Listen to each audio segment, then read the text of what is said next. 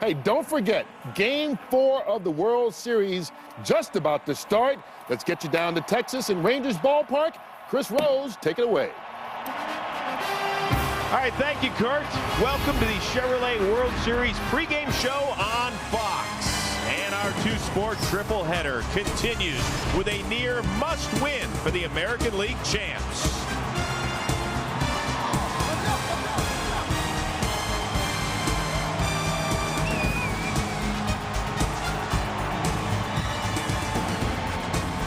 Can the Rangers even up the series, or will the Cardinals move one step shy of an 11th title? It's time to find out in Game 4 of the World Series.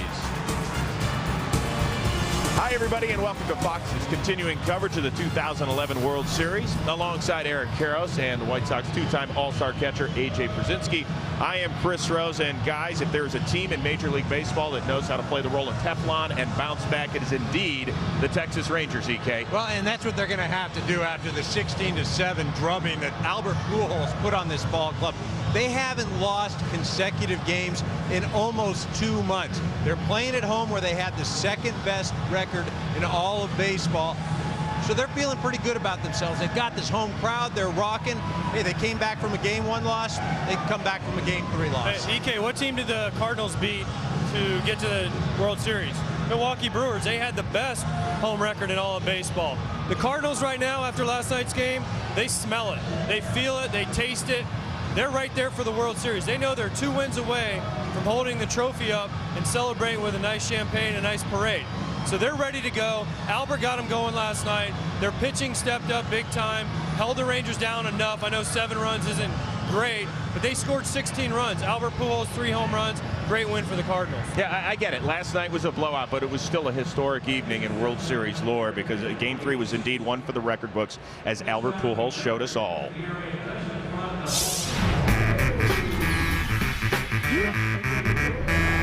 Yes, for the competition, I'm playing going. The rhymes, age like mine as I get older.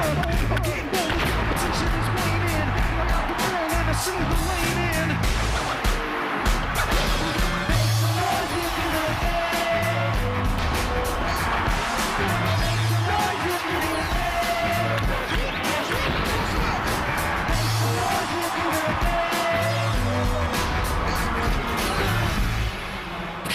Rangers Nation is so mad at you for getting him riled up in the pregame show. Us media members really got Albert going last night, so they can thank me in St. Louis, I guess. So 3 homers last night for King Albert Pujols. What do the Rangers do with him tonight? Well, it's not so much what the Rangers are going to do, because you're not going to control Albert Pujols.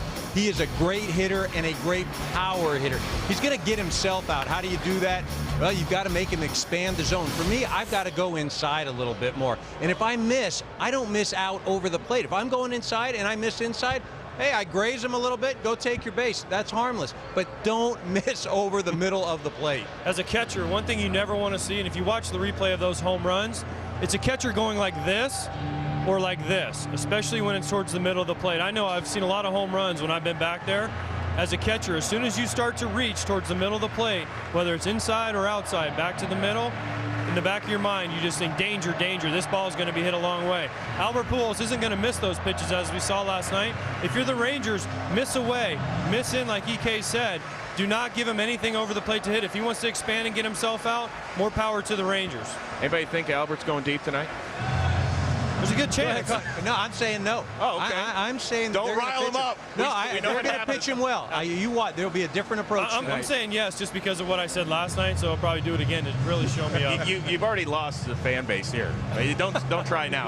All right, let's focus on the Game 4 starting pitching matchup. Let's start with the St. Louis Cardinals. Edwin Jackson's a guy that came over in a midseason trade from your Chicago White Sox. You caught him earlier this year. What are we looking at?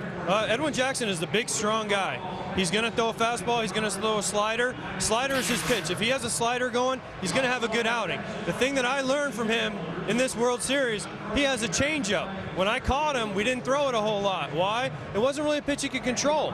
He found it somewhere in St. Louis. Dave Duncan did a great job with him, taught him a changeup. He also changed his motion. He used to bring both hands over his head, real fast. Now he's slowed it down, keeping his hands right around his belly, and it's improved his control, and it's helped him pitch. And he's been pretty darn good for the St. Louis Cardinals. Man, way to help out a pitcher when he's on your team. I mean, good Lord. Didn't even know he threw a changeup. I knew. Just every time he threw it, he scudded it in the grass. All right, good. Okay, what about Derek Holland? The guy, he was really good during the regular season. He's been kind of all over the place in the postseason. Well, he has, and he's been susceptible to the home run ball. He's given up 5 this postseason in just over 12 innings.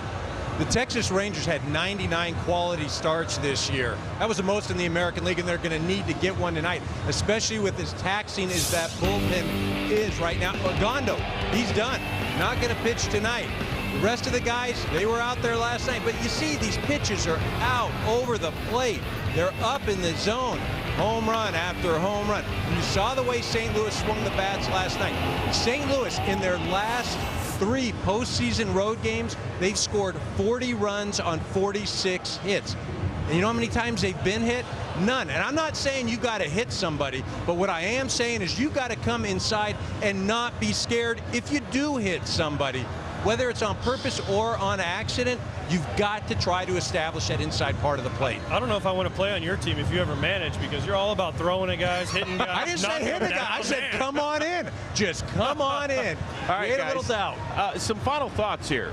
What are we looking at? 3-1 after tonight, or is it 2-2? This is a must-win for me for the Texas Rangers. They've got to find a way to pitch. EK summed it up best. Their bullpen ravaged by last night's game. They have got to find a way to get Derek Holland some innings, give him some quality innings, not just innings. Get them deep into the bullpen. Feliz and Adams are fresh. I think the Rangers win tonight. Yeah, I was going to say, I think the Rangers win tonight. There's no question. They're going to come out. They're going to swing the bats well. They swung the bats extremely well last night. And really, if it weren't for a few defensive miscues, that game could have definitely had a different tone. They'll play better tonight. I think Derek Holland, he's going to step up big. All right, so we've got Rangers, and we've got Pujols not going deep. I got Pujols going deep. Pujols is not going deep. All right, there you go. All right, time right now for the singing of the national anthem, then a very special ceremonial first pitch. Let's send it up to the public address announcer, Chuck Morgan. And now, ladies and gentlemen, we ask that you please rise and please remove your caps as the lead in the new Fox hit show, New Girl, actress, singer, and songwriter Zooey Deschanel honors America with the singing of our national anthem. Oh, say, can you see by the dawn's early light what so proudly we hailed at the twilight's last gleaming, whose broad stripes and bright stars through the perilous fight o'er the ramparts we watched were so gallantly streaming, and the rocket's red glare, the bombs bursting in air, gave proof through the night that our flag was still there. Oh, who say does that star-spangled banner yet wave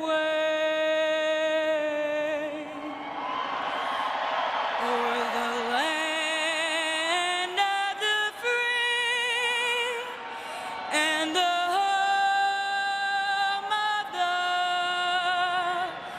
brave?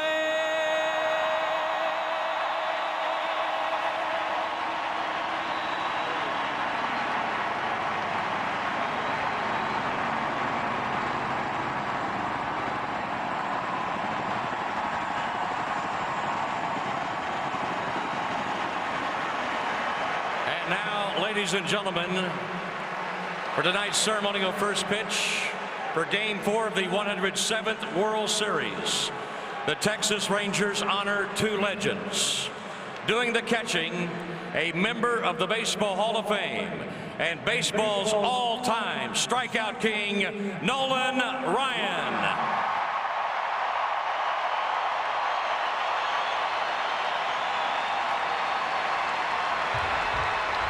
And ladies and gentlemen, taking the mound for tonight's ceremonial first pitch, the 43rd President of the United States of America, George W. Bush.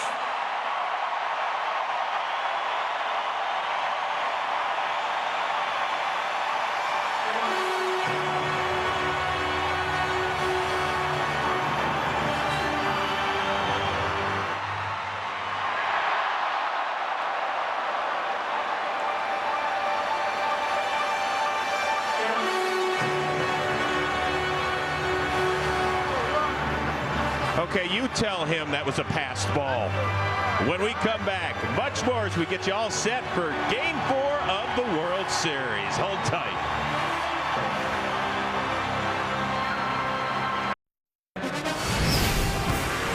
Welcome back to the Chevrolet World Series pregame show on Fox. We have seen a pair of one-run games and a blowout so far in the World Series. What will happen in Game 4 between the Cardinals and the Rangers? Let's find out as we send you upstairs and say, hello, Joe Buck. And hello, Chris. I don't know the answer to that question yet, but we're about to find out what's going to happen in Game 4. We came on the air last night talking about how this series would change coming to Arlington, Texas. We're not right about a lot of things, but we were right about that. Instead of low-scoring one-run affairs, it was a bludgeoning last night on the part of the Cardinals as they beat the Texas Rangers 16-7. And you know what Albert Pujols did with his 3 home runs. And Tim, I guess the question now is, how does the home team come back, the Texas Rangers, after getting hit across the jaw last night the way they did? Well, you could pick your favorite athletes' best moments in their careers, guys like Michael Jordan, Joe Montana, Wayne Gretzky, and last night Albert Pujols at least equaled anything they've ever done, and at least equaled the best. Now, the key question is, how do you recover from something like that if you're the Texas Rangers? I think they have to snatch that momentum away from the Cardinals, score early and often, and don't think this team can't do that, because when they clinched the American League pennant against the Detroit Tigers, you may remember they scored 15 runs. So they are more than capable in this part. We'll see what happens. That's what's going to happen tonight, maybe. Here's what did happen for sure last night. Last night, Albert Pujols solidified his place in World Series history as he erupted for 3 home runs. Their names will be forever linked in October folklore. The Bay, Reggie, and now Pujols. What will he do tonight? Game 4 is next.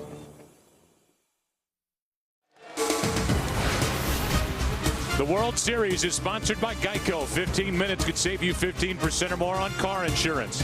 Buy DirecTV. If you call yourself a sports fan, you got to get DirecTV and buy MasterCard. Asking you to eat, drink, and be generous this fall. You want to see a manager taking things into his own hands with his young pitcher, heck, taking his young pitcher into his own hands and saying, here's what we need out of you here tonight. Derek Holland, Tim, has made starts this postseason. Rangers have won the games. He has not been able to pitch deep into the ball games, and he wants to make sure, and you can almost read lips there saying, don't miss over the plate, be aggressive, have fun, but if you're going to miss in and make these hitters a little more uncomfortable. Well, that's his natural slot, Derek Holland. It wasn't the hands on the shoulders that impressed me. It was a slap on the bill of the cap to start things off. Ladies and gentlemen, these guys love playing for Ron Washington. And why not? He lets them just go play. And they need to play here tonight, down 2-1 on home soil, trying to even this series with Game 5 tomorrow night and a rematch of Game 1. But here tonight, it's Holland and Jackson. And the opening pitch brought to you by Budweiser. Great times are waiting. Grab some buds. And now the lineup for St. Louis, really only one change, and it's at the bottom. It's Brought to you by Taco Bell. Think outside the bun. For Kyle leads it off. Then Alan Craig, who homered in the first last night. Albert Pujols, who homered in his last 3 at-bats last night. Holiday had a big play defensively. Berkman, the DH. David Freese, Yadier Molina, John Jay, and it's Punto getting the start at second base in place of Terrio. And here are the numbers this season for the lefty, Derek Holland. And against a tough Cardinal outfit in the first inning, they've scored 17 runs this postseason. That is a postseason record. He will and must work inside. I said it was his natural slot. When he looks at home plate, what he pictures more than anything else is the right side of the plate, which is inside the right-handed batters. He pitches well here. He's 9-2 on the year, and the Rangers looking for a strong start out of Derek Holland. He won game 2 of the division series, then worked in relief.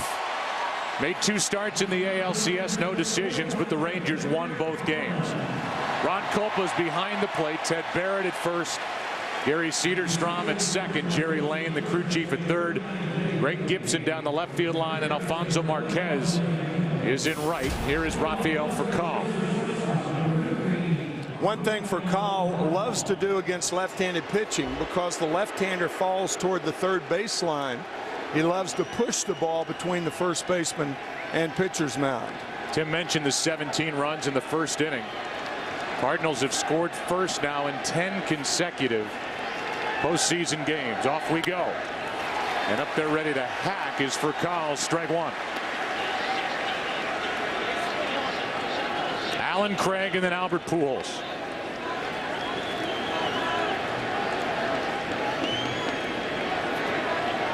The 25-year-old from Ohio gets strike 2. You see 96. Derek Holland averages 94 miles per hour on his fastball. Only David Price of the Rays throws harder among lefties.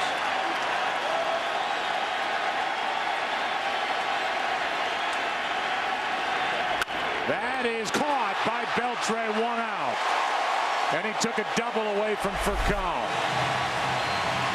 The reactions of Adrian Beltre, because Derek Holland comes inside so much to right-handed pitching. Look for a lot of plays out of Adrian Beltre, one of the best in the game and the best in the business at third base.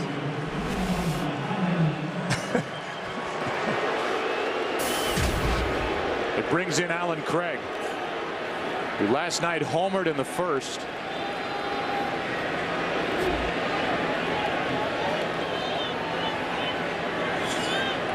And he tries to get on in front of Pujols on deck. Good breaking ball, strike 1.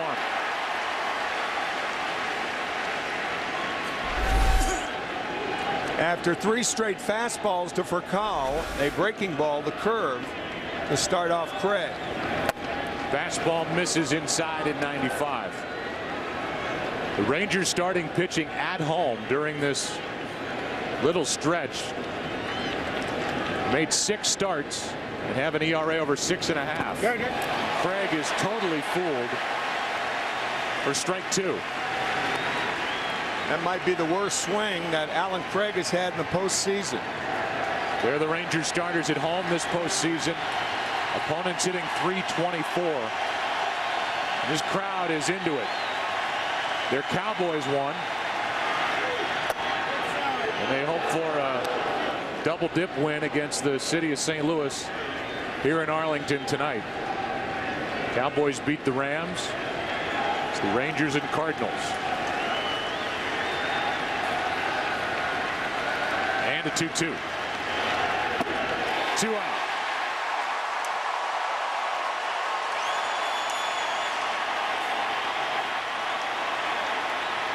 And now in steps the man who has hit home runs in each of his last 3 plate appearances. No player in the history of the World Series has ever hit a home run in 4 straight.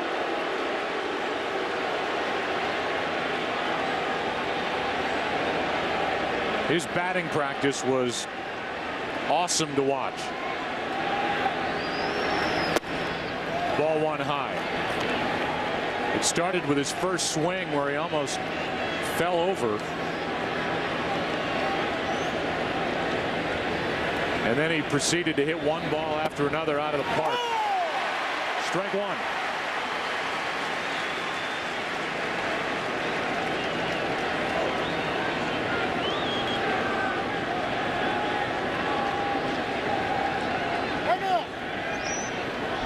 Here's that first swing of BP.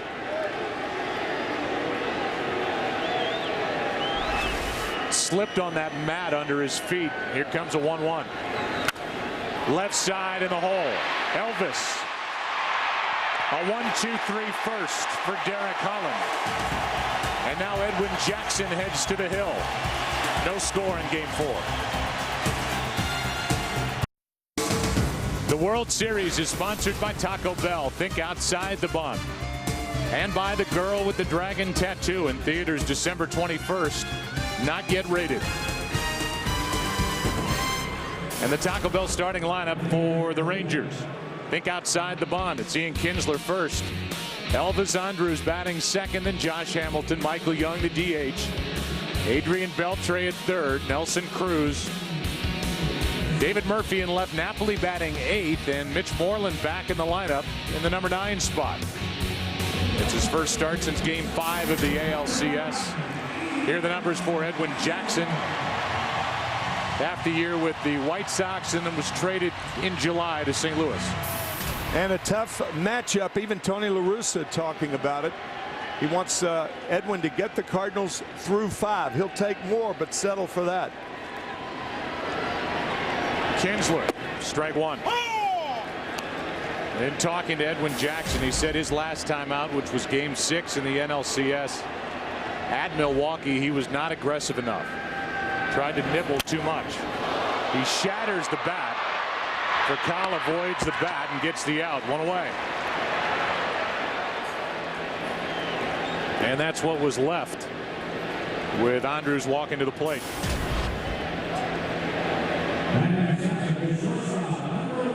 By aggressive enough, you mean strike one. It's the biggest pitch in the game. Talking about breaking balls behind in the count, how to finish guys off, but strike one, the biggest pitch of any count. Andrus had 2 hits last night, 3 for 12 in this World Series, but hitting just .216 during the postseason. Takes a ball. The Rangers have not lost consecutive games since August 24th and 25th. They were in danger of doing that in game 2. And Kinsler and Andrus went to work and got 2 runs in the 9th inning. RBIs by Hamilton and Young to even the series. A lot of movement from Elvis Andrus on these first 3 pitches. Strike one.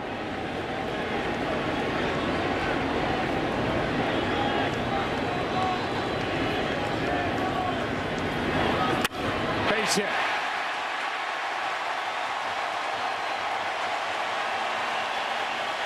That's what happens when you fall behind. 2-0, 2-1, fastball right down the pipe.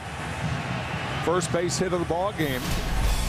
It's been a long day for the guy coming to the plate. And how odd is it to see a baseball uniform as Josh Hamilton and Lance Berkman went down the street and were a part of the opening coin flip at midfield as the Rams and Cowboys played. Cowboys winning it to even their record, and Hamilton then raced back to the ballpark and got ready for game 4.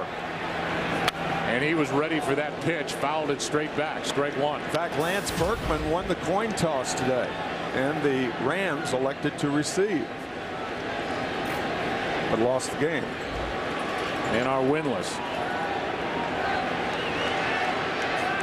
Rams bought 80 tickets for game 3 and had the whole team, the traveling crew, here at Rangers Ballpark last night.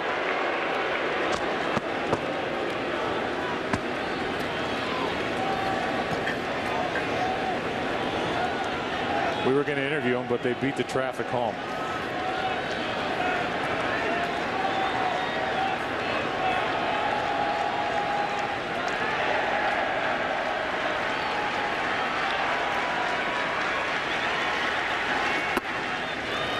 Over but low, ball 1.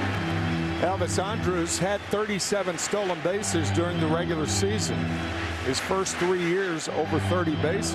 That's the first time a shortstop in the history of the game has had 3 consecutive 30-plus stolen base seasons. His first 3 years. That one ran down and away, and it's strike 2 on Josh Hamilton. Good changeup from Jackson to get Hamilton out front.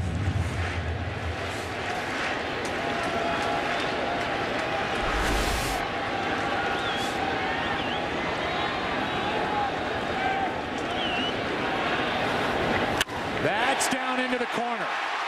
And Elvis will run. Digging for third. Elvis to the plate. Rangers strike first in game 4.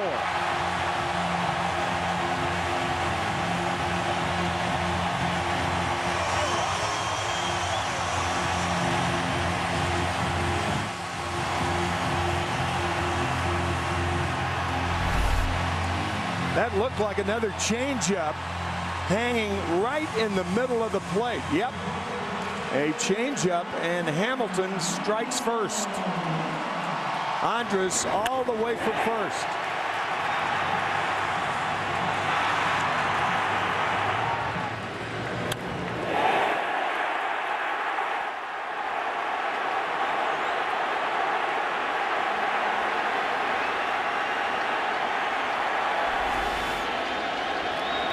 Now Michael Young has been red hot. Takes a ball. Last 6 games, Michael Young is hitting .321, 2 homers, 10 RBIs. He went deep last night.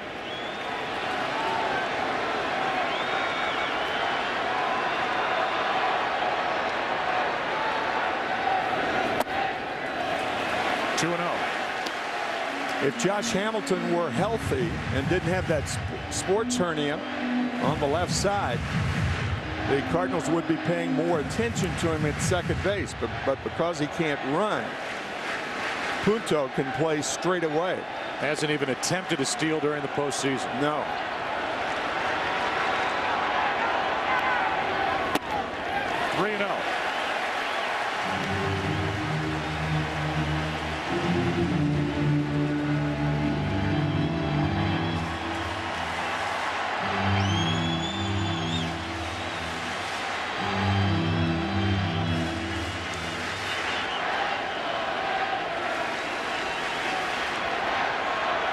Here is a 3-0. And on 4th straight, Young draws a walk. You want to see a loose group down 2-1 in the World Series. President Bush threw out the first pitch. Nolan Ryan missed it. And look at Ron Washington's reaction. Hamilton. And then after the double, Wash was, I'm sure, doing his thing. Doing the wash.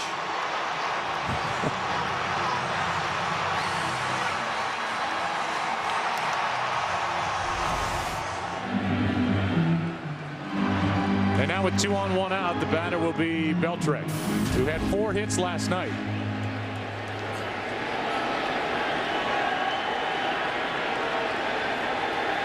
That closed stance. Really the opposite of his teammate Nelson Cruz, and that's a strike on the inside corner.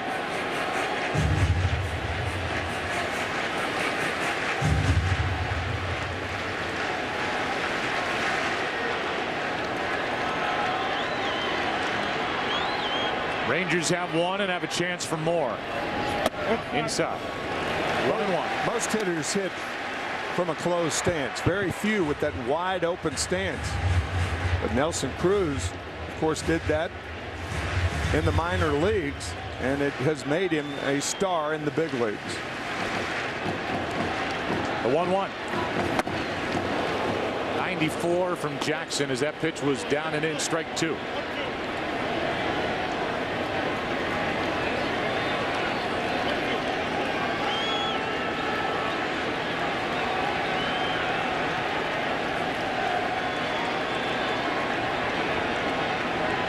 Runners on at first and second, and Beltre strikes out. 2 out in the inning, and the batter will be Cruz. That was a good slider from Edwin Jackson to get Adrian Beltre. Good play by Yadier Molina. You can see the spin of the ball going down.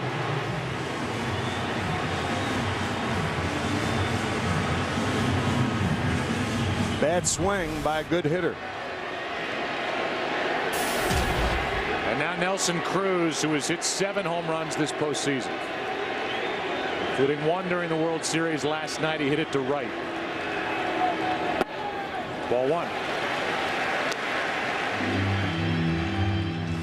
A guy like Edwin Jackson saying that he wants to be aggressive and come right after hitters. This lineup can scare you out of the strike zone. Can make you be too fine too early. The 1-0. Off the end of the bat. Foul ball. And out of play.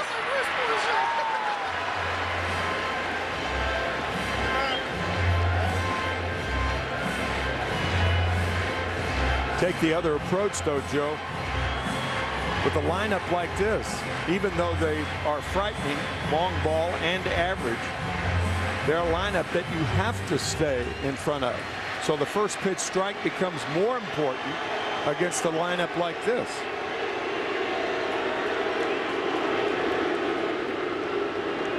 Here's a 1-1. Big swing, strike 2.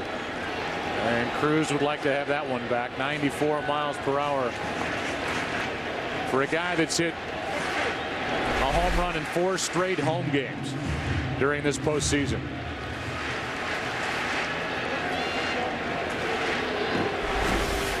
Count 1-2.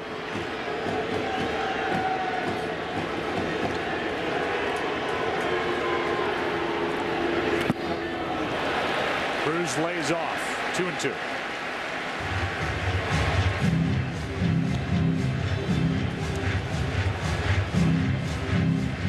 When the Texas Rangers clinched the American League pennant against the Tigers in that 3rd inning, they scored 9 runs, and one of the key at-bats was a check swing by Nelson Cruz.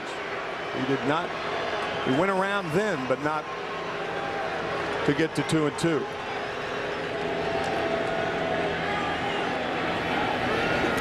And now a full count, which will mean the runners will go. That's a break for the lead man, Hamilton, who's got the bad groin. He gets a head start, so does Michael Young.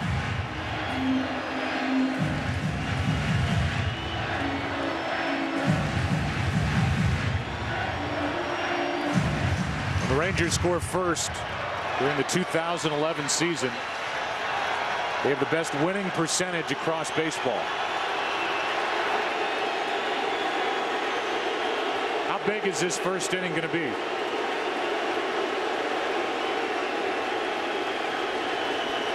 Slider, I suspect. I think Molina went out to Jackson and they had a word sign. I think he'll get a slider right here, and doubtful it'll be a strike.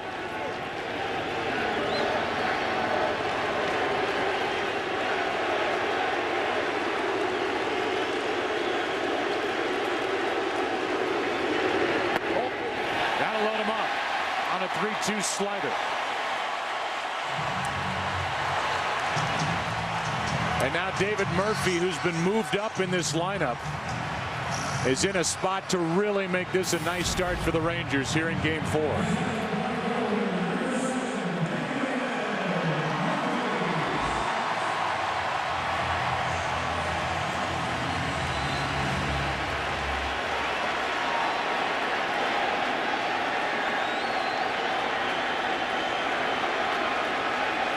From the windup.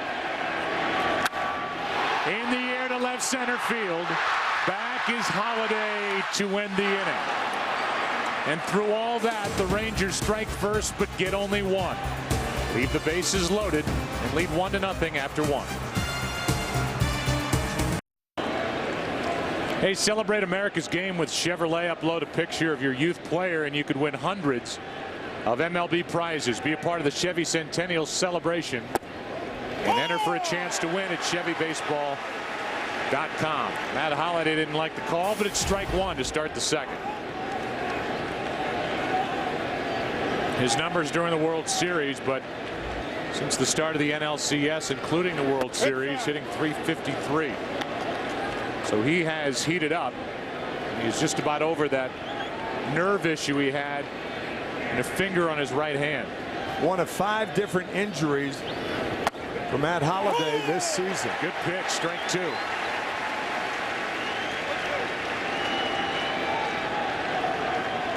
You know it's not your year physically when you have to leave a game because a moth flies in your ear. Unbelievable story. That's foul. Here you go. Let's play the game operation for Matt Holliday. He had an appendectomy after game 1. He had a quad strain. He had a bad back in August, and then, oh, hey, a moth flies deep into his ear canal. And then he had a right middle finger ailment, a nerve issue in September. That's down and in. 2-2.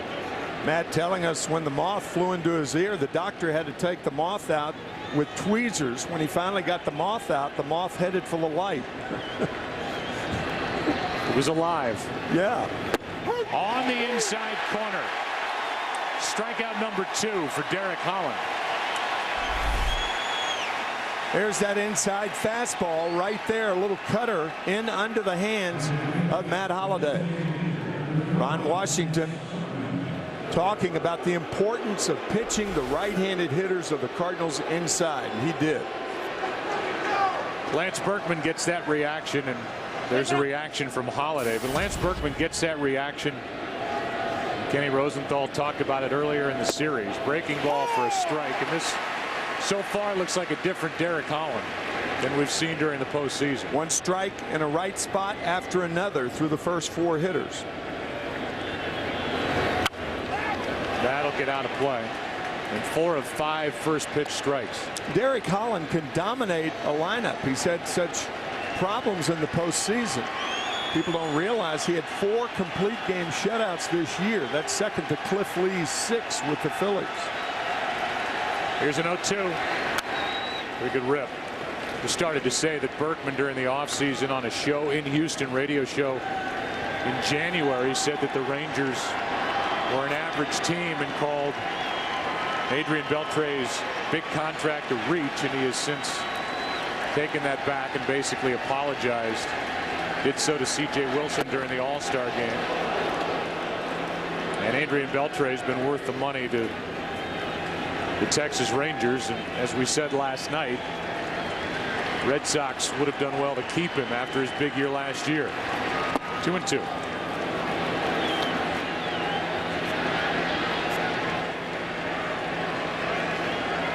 David Freese on deck.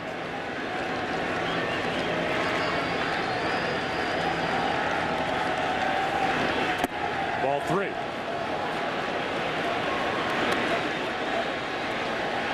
During the ALCS, we talked about Derek Holland being a little too jumpy, a little too fired up, and he said during his side session he was a little more calm, a little more relaxed. So trying to carry that into a World Series start. And this one is into right center field, well hit. Back at the wall, it takes a hop and bangs high off the wall for a 1-out double, and the Cardinals have their first hit. That's why Lance Berkman's one of the best switch hitters in the history of the game. He takes what the pitcher gives him. That pitch a tailing fastball away. He goes away. And the first Cardinal base runner of the night. Brings in David Freese and brings onto the air Kenny Rosenthal. Kenny, what do you have on Freese? Well, Joe, a hit by David Freese tonight, and his postseason hitting streak will extend to 14 games, matching Brooks Robinson for the longest by a third baseman in postseason history. Now, it's appropriate we're talking about Brooks because yesterday in Baltimore, a new statue was unveiled of him just outside of Camden Yards, and Brooks was really emotional, really touched. He actually wept at the ceremony, saying, "I haven't had applause like that in a long time." Swinging strike, it's 1-1. What a great story about one of the great third basemen in the history of the game. Good curveball by Holland. Tying run at second, 1 out here in the second.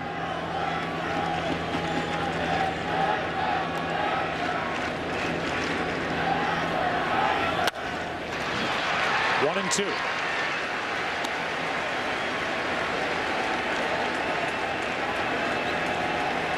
Yadier Molina quietly had a big night. Everything else other than Pujols was quiet. He drove home 4.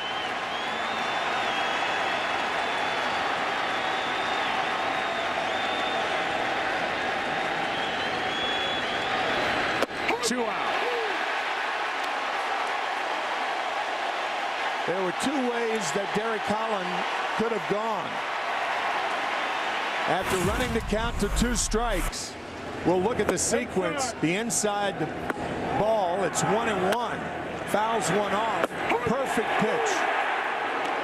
There were 2 ways for Holland to go, either the breaking ball or the fastball inside. But once again, Holland impressing the Cardinal right-handers inside. And impressing the home plate umpire, Ron Kulpa, as he's giving that pitch. That's big for Derek Holland. It's where he wants to go, and he's getting the benefit of getting a strike called on that pitch. We've seen both Holiday and Freese complain about that inside strike. Holland's also been able to get his secondary pitches over better this time around. That's too far in. The count 2-0, left-handed hitting and struggling John Jay on deck. We'll see if Holland wants to challenge Molina now that he's behind on the count.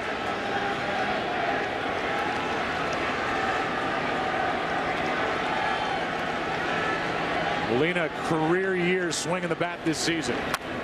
There's a pitch to hit, breaking ball on 2-0. And it's 2-1. A lot of money to be made by the pitchers who could throw breaking balls and fastball counts.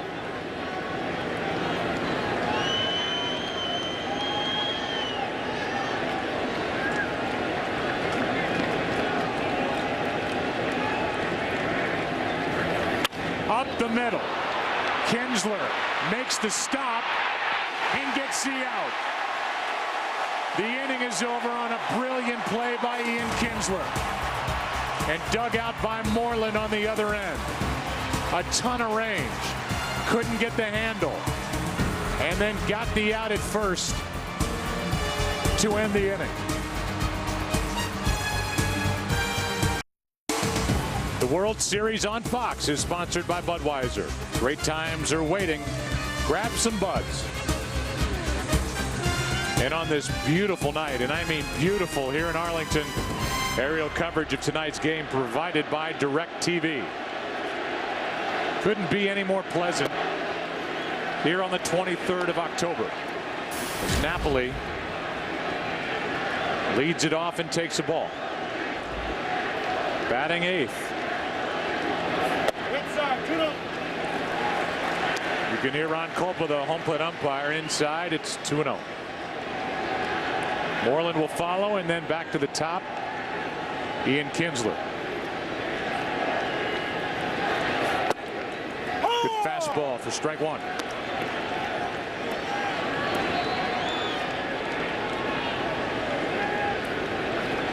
That was after hitting .221 for the first 2.5 months of the season. 96 for strike 2.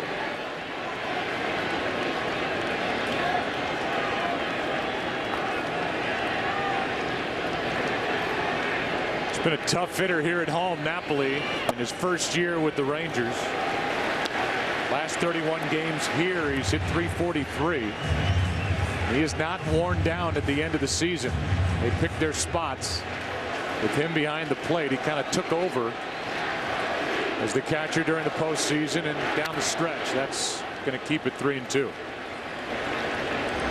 Taking over the crowd here too. They revel in saying Napoli, Napoli.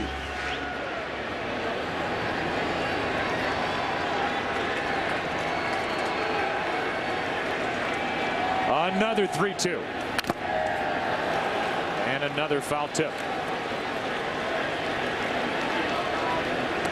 Some people are under the impression that all mistakes a pitcher makes are hit hard. That was a hanging slider. And Jackson got away with it.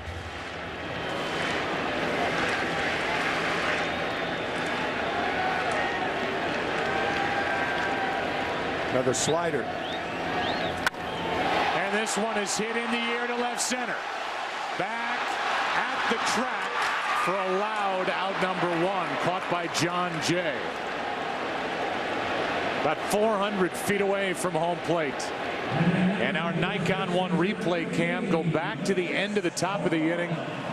Did Mitch Moreland have control of that short hop?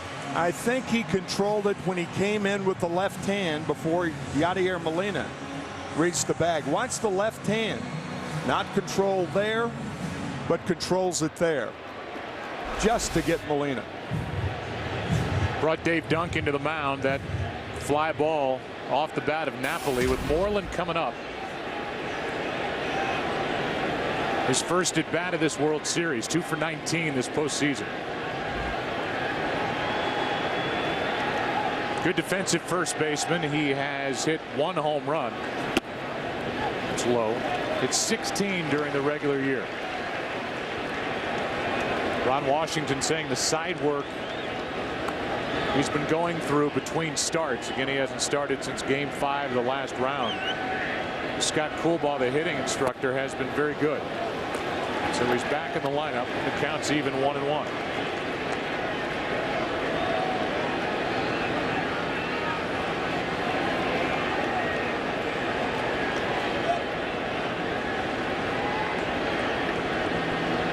Jackson walked a tightrope in the first inning, gave up only 1. John Jay comes in for out number 2. And it's been a guy with a great arm and a lot of mileage. A lot of air miles. Drafted by the Dodgers. Went to the Rays, up to Detroit, Arizona, the White Sox, Toronto for about 30 seconds, and then St. Louis. So really 6 teams in 9 years in the big leagues. 500 record for his career, 60-60, but that includes a no-hitter for the Diamondbacks. Ball 1 down and away to Kinsler. He was 6 out of 19 in his career against Edwin Jackson. He's popped 2 home runs against him.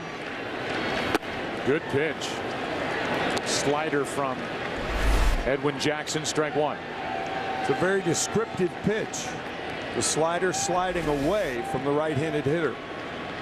Ian Kinsler, one of the great pull hitters in baseball. 2-1.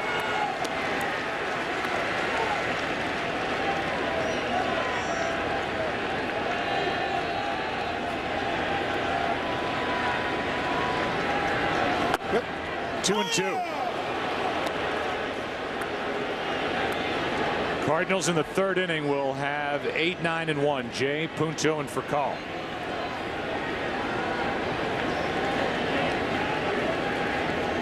Jackson had a long first. He's retired the first 2 here in the 2nd and has a full count on Ian Kinsler.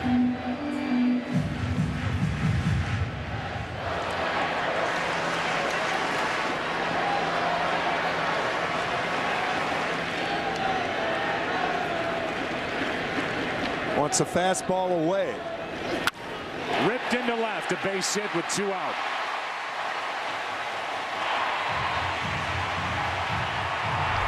Molina wanted it away. Jackson threw it over the plate and up. Ian Kinsler, not only a good pull hitter, but a good high fastball hitter. And here's Elvis. Mentioned he had 2 hits last night. He singled in the first inning, scored on the RBI double by the guy behind him, Josh Hamilton. 2 walks followed. There's the other Elvis.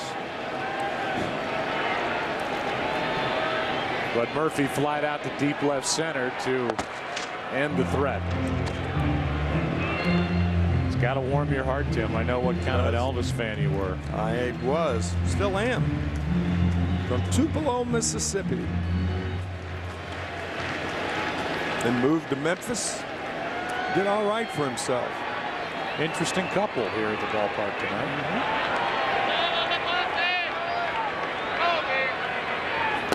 Strike 1 on the inside corner.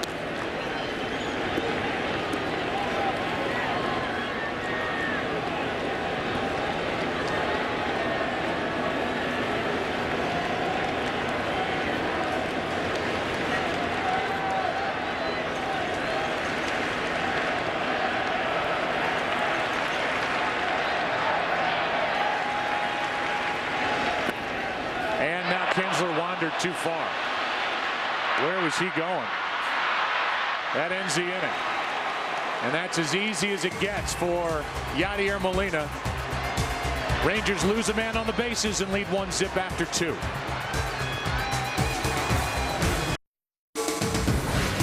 The World Series is sponsored by Sherlock Holmes, a game of shadows in theaters December 16th. And by the revolutionary new Nikon One system, huge in every way except size. John Jay first up, third inning. He is 0 for 12 against left-handed pitching during this postseason, and just 2 for 28 over his last 7 games. Had a good year, hit just under 300. Okay, the fast runners for the Rangers, when the ball is in the dirt for the catcher, they take off. The problem with that is the Rangers running into the soft hands and strong arm of Yadier Molina. We've seen it time and time again. They take chances on the bases when the ball's on the dirt. Here's a chopper off the plate, and Elvis Andrus called off Beltre and got the out. See Beltre, Tim, peel off, and I think Elvis said, "I've got it," and he did. You can see another smile from Adrian Beltre. It's exactly, watch him straighten up right there and peel off.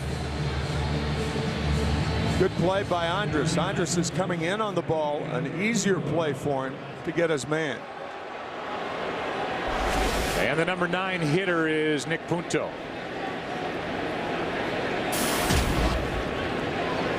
It's been kind of a good luck charm for La Russa in his first year with the Cardinals. Shows bunt, takes a strike.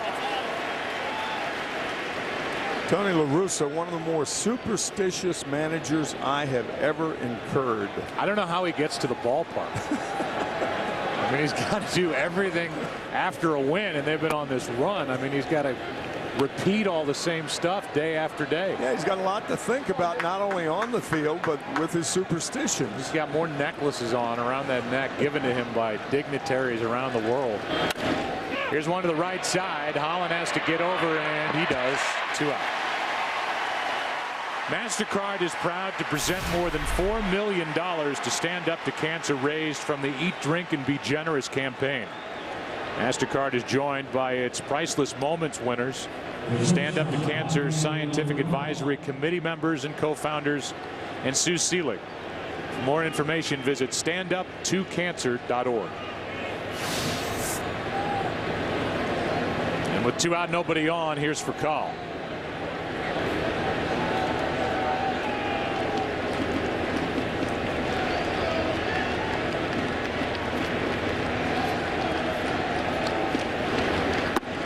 Bruce is wearing a necklace that was given to him in St. Louis by the legendary rocker Carlos Santana.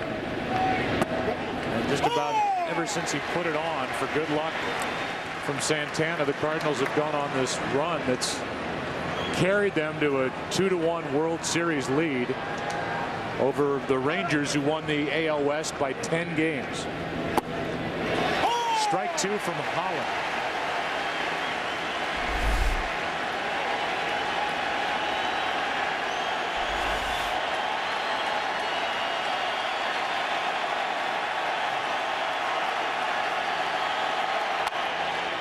Little cue shot back to Holland. Gets Furcal, and he's been good through 3. Now he's got a little smile on his face in this beautiful ballpark in Arlington, Texas. They've been here for 18 seasons now, and here in Game 4, Rangers lead by 1.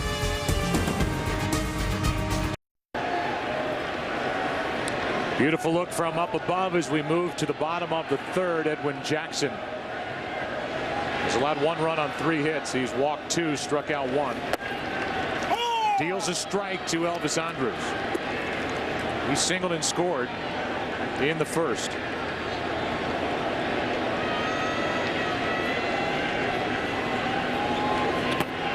A ball and a strike.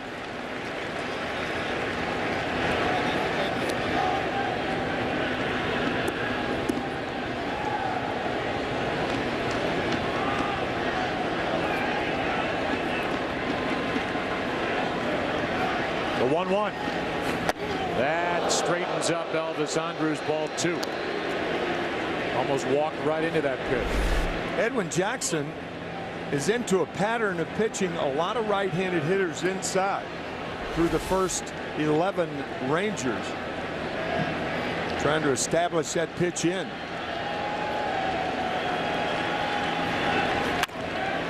For Kyle. Gets the Rangers shortstop 1 out. Dirk Nowitzki threw out the first pitch yesterday, and come on everybody, let's do the wash. Dirk does it. It's the biggest thing to hit Germany since Sprockets.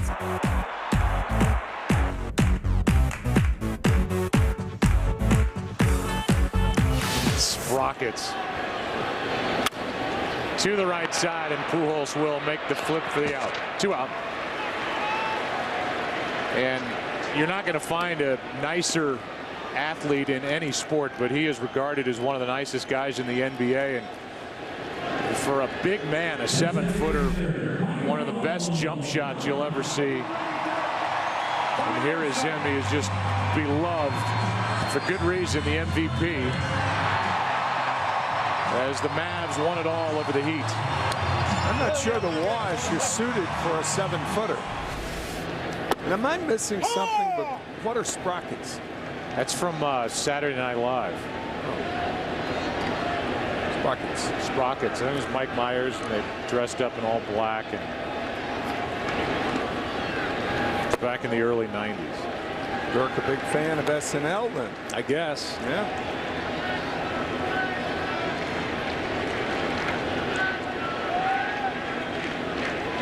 Here is a 1-1.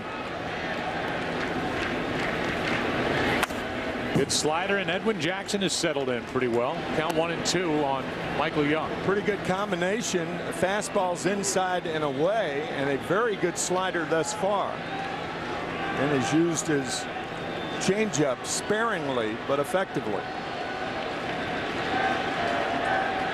Young drew a walk his first time up. The pitch in on the hands, and he told us, meaning Edwin Jackson, that he was going to crowd these right-handed hitters and show them that he will pitch inside. That'll make Eric Karros happy. He's been calling for one team to do that since the postseason began. He thinks the hitters are too comfortable on each side. And Holland has worked well to the right-handed hitters inside. Outside.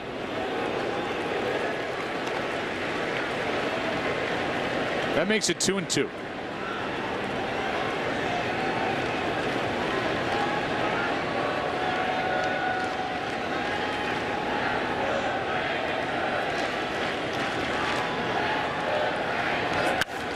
In the air to center.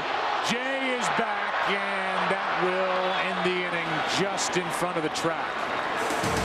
Young went deep last night, just missed getting that one out of here. We're into the 4th, game 4. 1-0, Texas on top. The World Series is sponsored by the all-new Volkswagen Passat. That's Das Auto. And by Chase. Don't get shortchanged. Get your cash back with Chase Freedom.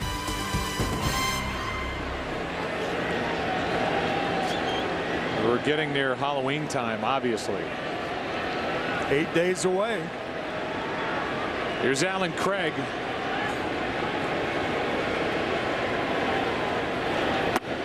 Breaking ball misses from Derek Holland, who's been very good. It's allowed a 1-out double by Berkman in the 2nd. That's it. Pujols next. The 1-0. Strike 1.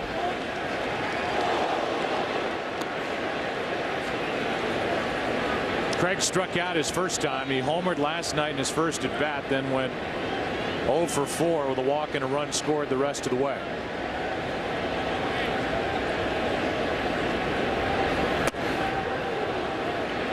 Ball 2. Something we talked about last night that bears repeating. Alan Craig, with a natural right field stroke, had to really teach himself how to pull the ball. 3-1. We'll see how Holland does now that he works through this lineup for a second time.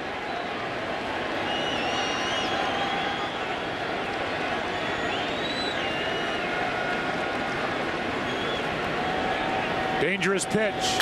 And Craig reached for it. Grounds to Moreland. 1 out. Our Chase Freedom Cashback player to watch, Albert Pujols, Game 3. There are all the numbers. 5 for 6, 3 homers, 6 RBIs, and the distance for all 3 home runs totaling 4+ football fields. Don't get shortchanged. Get your cash back with Chase Freedom. And this is a guy that did not have to teach himself how to pull the ball. No. An old country western song. Sometimes you're the windshield, sometimes you're the bug. He was the windshield a lot last night. With 1 out and nobody on. Yep. Strike 1. His first home run off Alexi Ogando. If not for the second deck of this stadium, which just got in the way. Still be rolling somewhere. Moreland for out number 2. And Pujols is 0 for 2. And here's that home run last night in the 6th. 96 miles per hour and 423 feet. Ball's out of the strike zone. I mean, how do you get on top of a pitch like that?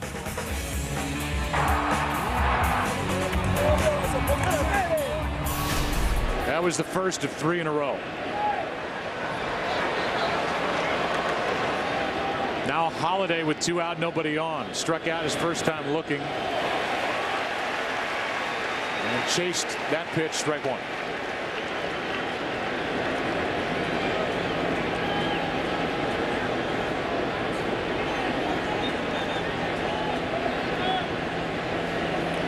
Derek Holland is showing his regular season form here tonight.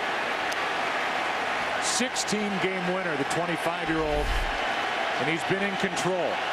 Not only has he been coming in with the fastball, but his curveball has been excellent thus far.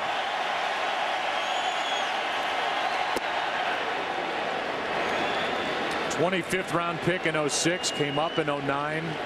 Rotator cuff issues last year, and then he pitched in relief. Derek Holland did during the postseason. Tonight, his best start to this point, trying to get through the 4th.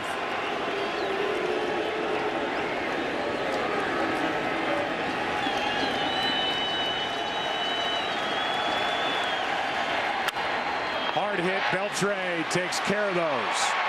So good. Down go the Cardinals. 1, 2, 3. Bottom of the 4th in Arlington. Rangers bat up 1. And here is Zoe Deschanel and other cast members of New Girl, which returns on Tuesday, November 1st on Fox. And Matthew Morrison and Harry Shum Jr. of Fox's hit show Glee are in attendance tonight. And Zoe did a great job with the national anthem here before Game 4.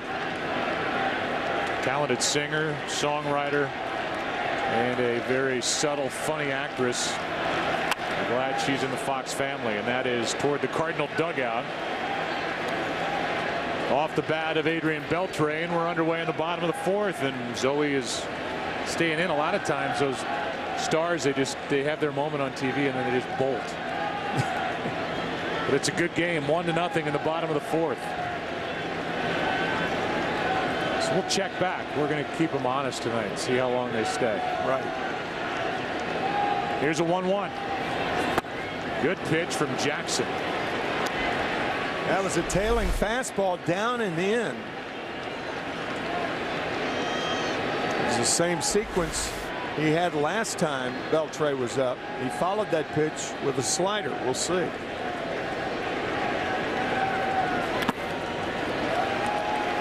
Jackson has made 1 good start this postseason. That was in the Division Series Game 4 against Philly. A 5-3 win. He went 6, allowed 2 runs on 5 hits, and then okay in Game 2 of the NLCS. He lasted only 2 innings in Game 6, the clincher. The Cardinals won 12-6 in Milwaukee. Reaching for it. The mound kind of kicks that more to Punto. 1 out. Edwin Jackson stayed away. and gets the first out. This December, two of the most storied conferences in college football culminate their seasons with two epic championship games for the first time in their history. And we'll be there to bring it to you back-to-back nights. Pac-12 Championship Friday, December 2nd, and the Big Ten Championship Saturday, December 3rd. Both games are only on Fox Sports. Here's Cruz. Nelson walked his first time and goes up there pumping, strike one.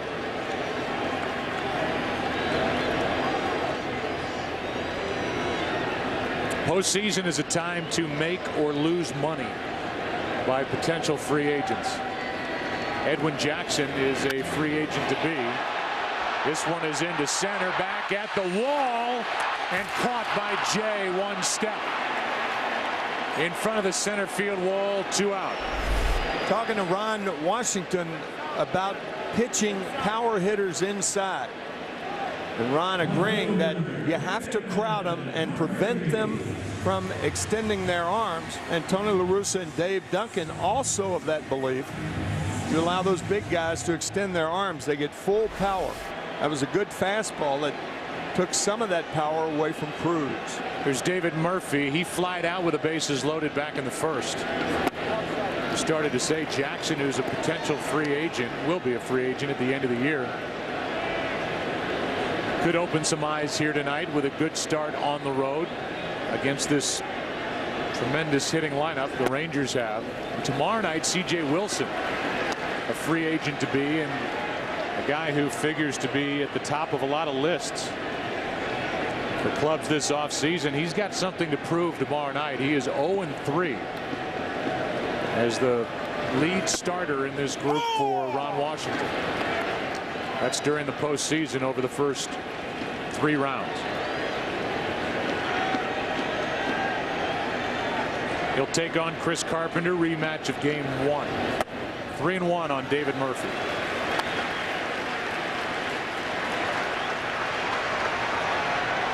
David Murphy will look for an inside pitch to try to hit hard down the right field line where the ball really travels in this park. That's outside, a 2-out walk. And that's why you go away if you're the pitcher. But now Jackson has to deal with more of a power threat in Mike Napoli hitting the 8th spot. He flied out deep to center his first time up. Talked about it before. A rule of thumb in location is when you're behind in the count, pitch hitters away. When you're ahead in the count, pitch hitters inside. And any variation of that formula, or just throw it and hope. You don't want to do that. You're not going. I know. Calm down over there. There's ball 1 inside.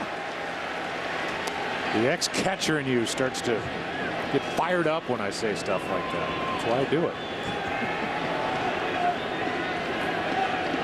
1 ball, no strikes on Napoli.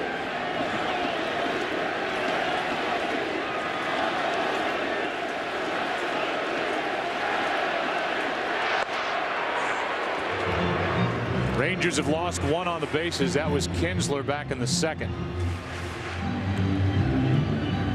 And they have 1 stolen base in this World Series, but it was a big one. Kinsler safe in game 2 in the 9th.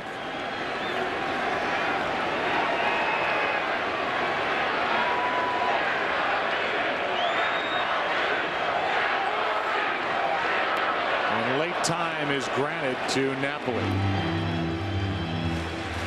It's the 2nd time that's happened with the home plate umpire here tonight.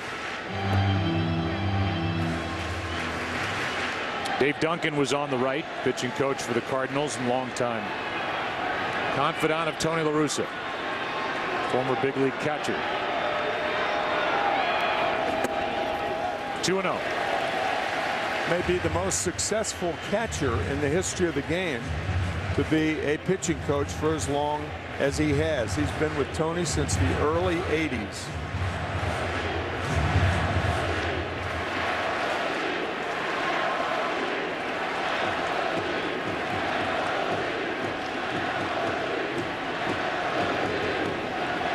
Pitch number 70 on the night from Jackson. Fouled back, and Napoli had a rip. Dave Duncan is here. with a lot of his thoughts at home with his wife Janine, who was diagnosed a couple of months ago with a brain tumor. But when we talked to Tony La Russa, he said, we owe a huge debt of gratitude to Janine because she demanded that Dave Duncan be with the club while her two boys, and they're great guys, both played in the big leagues. Chris Duncan, who played with the Cardinals, is now a radio talk show guy in St. Louis. And then Shelley Duncan, who's a good right-handed hitter and with the Cleveland Indians organization. They are with Mom and watching back in Missouri, just outside of Springfield. Pitch up and in, 3 balls and a strike. La Russa called Dave Duncan prior to the final game of the season at Houston. As we look out at Dave Duncan's bullpen out there and how they watch the game. And they just wanted Duncan to come in for that last game, and he said, I don't want to mess things up. And you know that wasn't the case at all. Napoli trying to wail on that pitch, full count. So Duncan came back. The Cardinals won. The Braves lost. The Cardinals won the wild card. They beat Philadelphia. They beat Milwaukee. And Dave Duncan has been here with his wife's blessing, knowing that Dave's guys need him. Cardinals, the wild card in the National League. They did not even finish in first place in their division. Runner Murphy will go, and now time called. Molina goes out to talk. I think Edwin Jackson was shaking Molina off to the point where Yadier wanted to go out and make sure.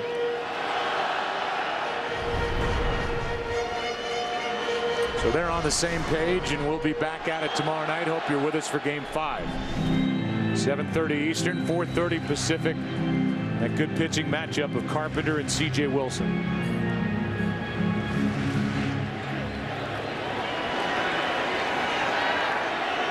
Front row seat tonight. Runner goes. Ball 4.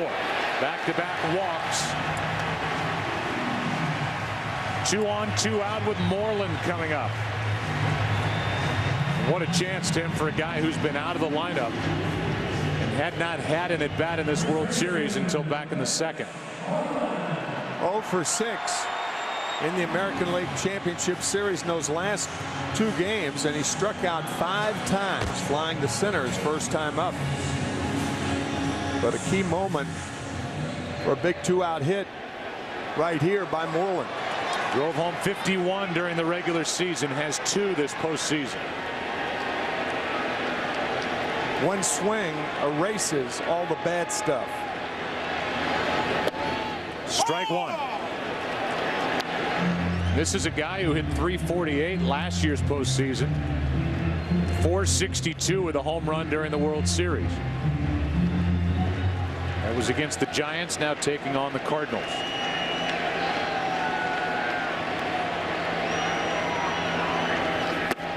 Good pitch. 97 as Edwin Jackson reared back for a little extra. Edwin Jackson has always had a good arm, but under the tutelage of Dave Duncan, his location and pitch selection much better.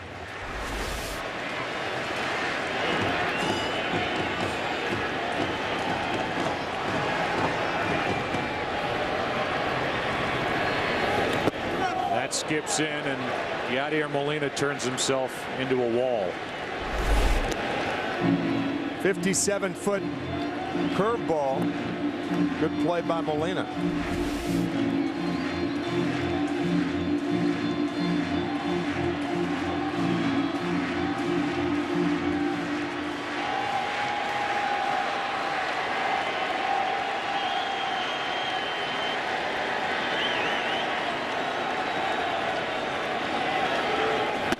Strikeout ends the inning.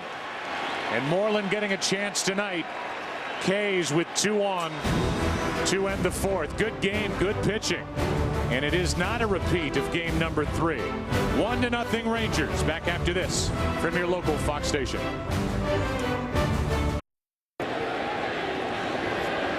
We're into the 5th inning, and Derek Holland has allowed only 1 hit. He struck out 3, and maybe most importantly, hasn't walked anybody. Here's the guy who got the hit. Lance Berkman, a double back in the 2nd with 1 out. 1-0 Rangers. Strike 1. That pitch on which Berkman doubled was a fastball away. And Holland starts him out with a fastball away.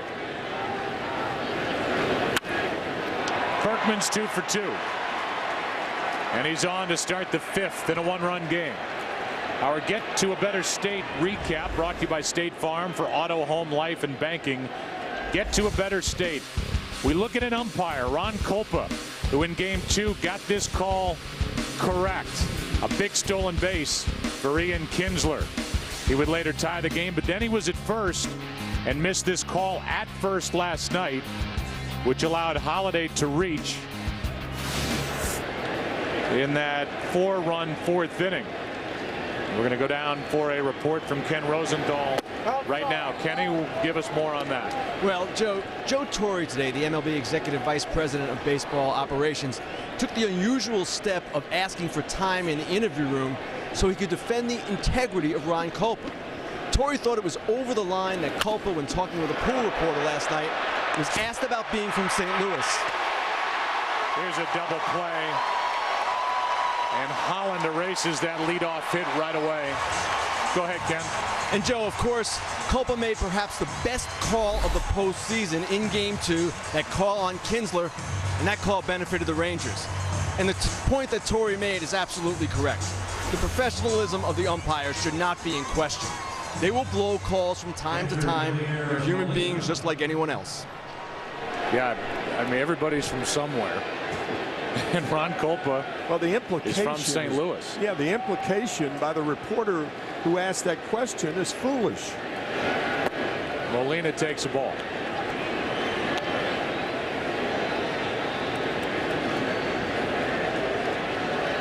But that's what postseason baseball is about. You and I have learned that over the years. Yes. Except somehow we're from every city and have rooted against every team that we've ever covered. We'll show them. That's right. He'll get the last laugh on that one. Here's a 2-0. A strike on the outside corner, 2-1. That's us, in case you want to visit us later. It's what we look like, and that's our favorite bow tie that Kenny wore all year. 2-2. Molina was robbed of a hit by Ian Kinsler on a good play to his right. Back in the 2nd. Derek Holland's been terrific.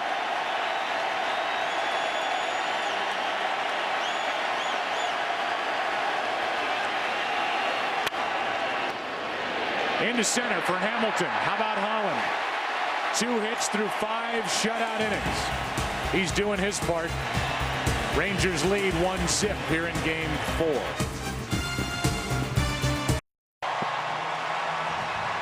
Before the bottom of the 5th, we'll give you tonight's Volkswagen Passat trivia question. Albert Pujols and Yadier Molina combined for 10 RBIs in last night's Game 3, tying a World Series record for most RBIs by teammates in a single game.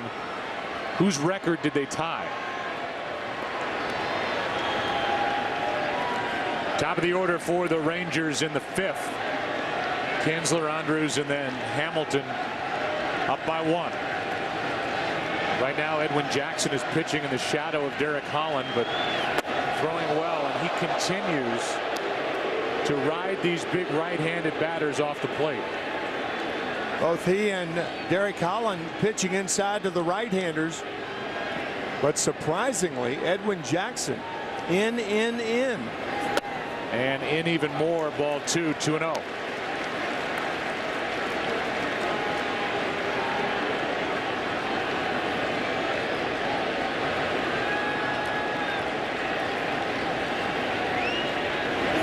That's high, 3-0.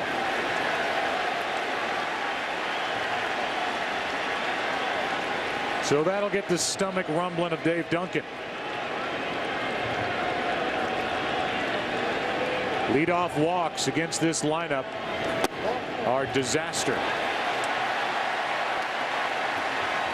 That's the 5th walk of the night, handed out by Edwin Jackson. Eric Karros is with us from his perch. And Eric, we're seeing both these pitchers work the inside part of the plate pretty well. Yeah, you know, really important, though, for Texas, just because of the way St. Louis has just really approached the entire postseason, going the other way, the right-handed hitters. And if you don't establish that inside part of the plate, as a hitter, you just get real comfortable in there, and there's no fear. And if you don't have any fear, it's just like taking batting practice up there. And Holland has been great tonight in getting inside. Check on the runner at first. That's Kinsler. He drew a leadoff walk. Elvis Andrus up now. Josh Hamilton next.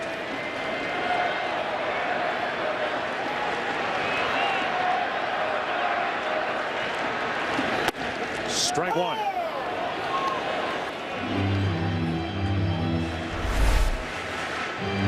Good pitch to bunt, a slider away. What the right-handed hitting Andrus wants to do is bunt it down the first baseline. The reason for that is Albert Pujols has to hold the runner on. If he breaks too soon, Kinsler will steal second base or attempt it. That makes it 0-2. Got to make a concerted effort to get that bat out in front. If the bat's in foul territory, you'll bunt the ball foul. Just smiling, watching Ron Washington. We've seen him jumping around in the dugout, going crazy. And when he just gave the sign down to his third base coach, Dave Anderson, after that bunt attempt, he had a look of disgust after that bunt. Yeah, that's the opposite of the wash. He's like, oh, all right, here's another set of signs. Andrus couldn't get the bunt into fair territory. Now he's in the hole.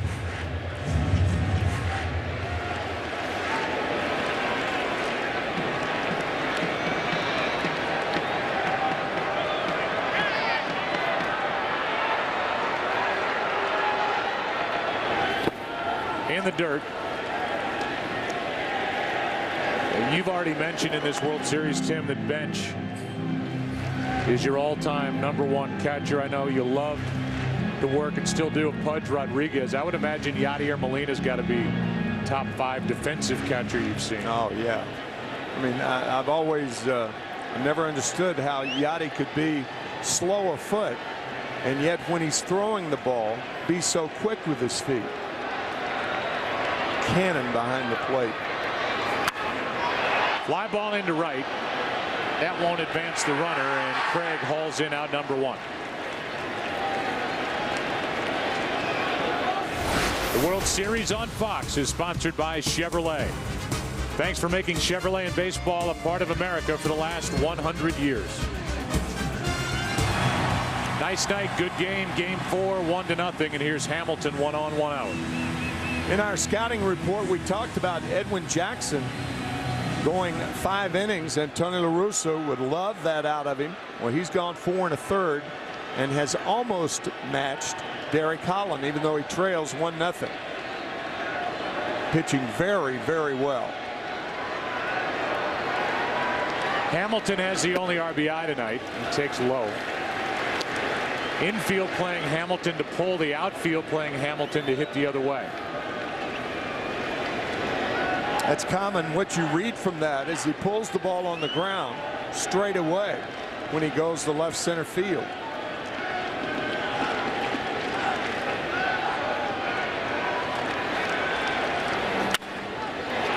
Shoots one foul going toward left. Geico in-game box score for Texas. Not many hits. There have been 5 walks handed out by Edwin Jackson. The hits belong to Kinsler, Andrus, and the guy at the plate who has the only RBI.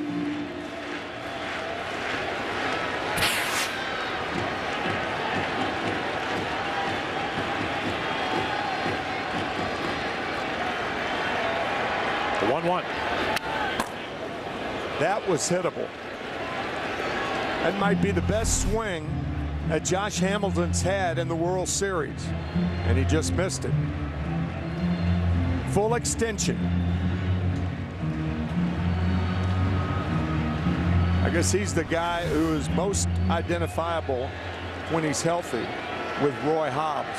Yeah. The natural. Yeah, that's right.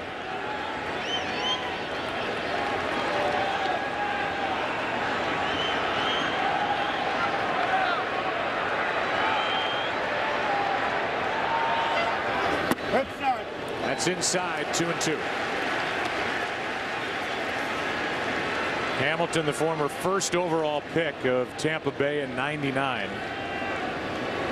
And then his struggles with drug abuse are well chronicled. He had to work his way back and returned to the big leagues, or got to the big leagues for the first time with the Reds back in '07. But he was out of the game for 3 years and battling for his life. Rangers have a guy, Johnny Narin, who travels around to help keep Josh on the straight and narrow, and he has been an inspiration to many for the way he's put himself back together. And when he is healthy, he can do it all. Run, hit for average, power, play a great outfield, good arm. 2-2. Fouled away.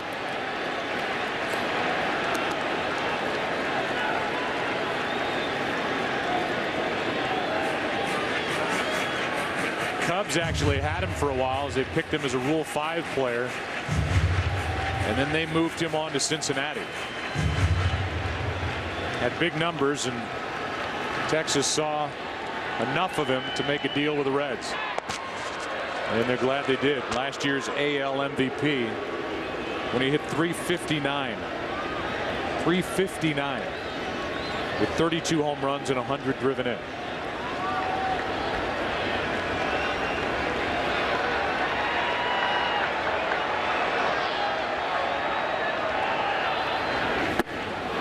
Struck him out for out number 2. And that's strikeout number 3, and a big one for Edwin Jackson. What a battle by both Hamilton and Jackson Jackson won it. 1-1 pitch fouled off. 2-2. Continuing to foul it off until Jackson gets him with the slider. What a job by Edwin Jackson. A much bigger surprise than Derek Holland. I agree. He's trying to get through 5 and get around a leadoff walk. Dangerous bat of Michael Young is in his way. That's foul, a dangerous foul ball off to the right.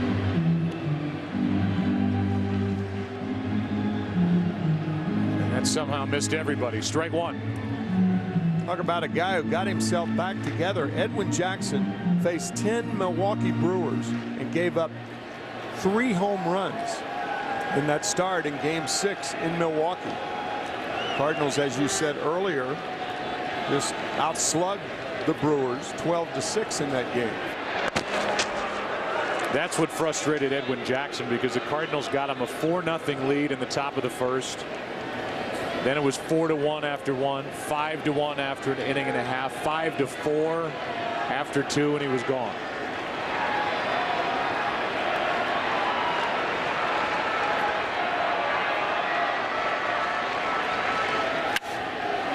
In the air to right. Alan Craig is there, and Edwin Jackson is through 5, allowing 1 run on 3 hits. He's done his job tonight. So is Derek Holland. Bottom part of the order for the Cardinals, down by 1.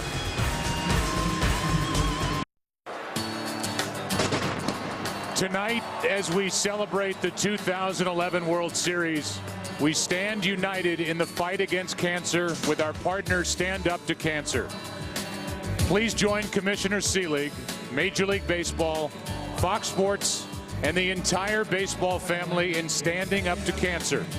And please go to standuptocancer.org to find out how you can help today. Thank you.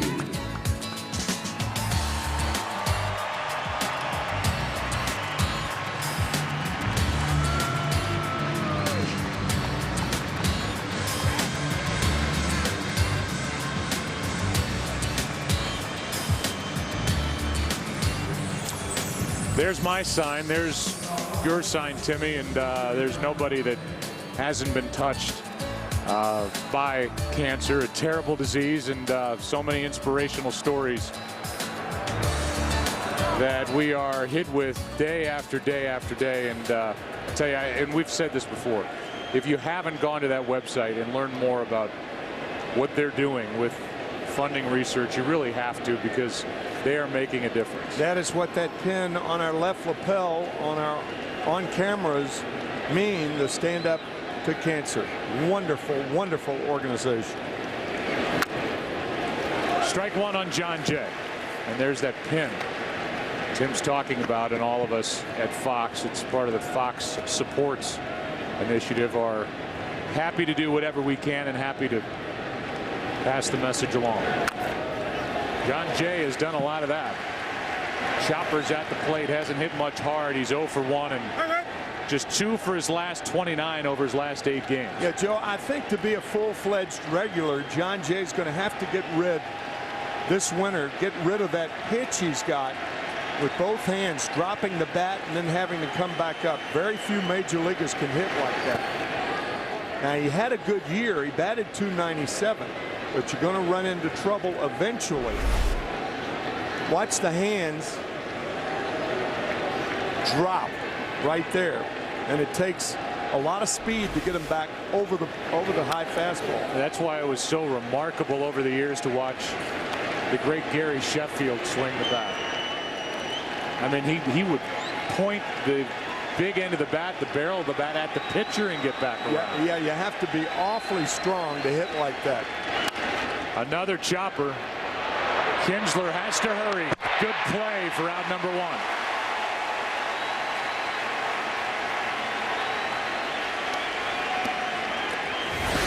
And the World Series on Fox is sponsored by State Farm. For auto, home, life, and banking, get to a better state, and by Chevrolet. Thanks for making Chevrolet and baseball a part of America for the last 100 years. How about the pitching tonight of Derek Holland? I mean, there really hasn't been anything hard hit. The double by Berkman. But what a difference from last night, and you kind of got the feeling, talking to Ron Washington, and Eric Karros was kind of talking about it with him in our pregame meetings, that he wanted Washington had a little more confidence in Matt Harrison, and he flip-flopped Harrison and Holland spots in his rotation. He said, well, it had been a while since Harrison had pitched, but Holland's showing him something here tonight. 2-0 to Punto, taking, and it's 3-0. The most unusual sign that we have seen in this postseason. Nobody in the bullpen is up for the Cardinals or the Rangers.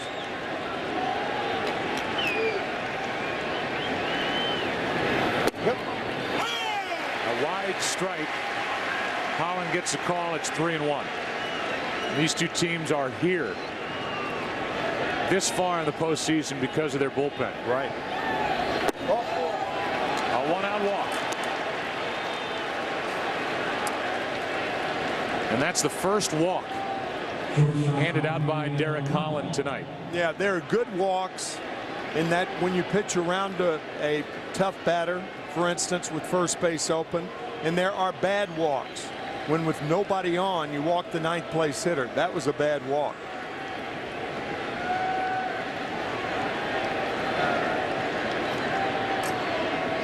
So back to the top, and for Call, who's 0 for 2.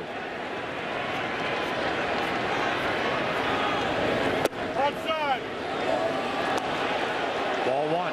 All his pitches, all his fastballs to both Punto and Furcal have been high and outside.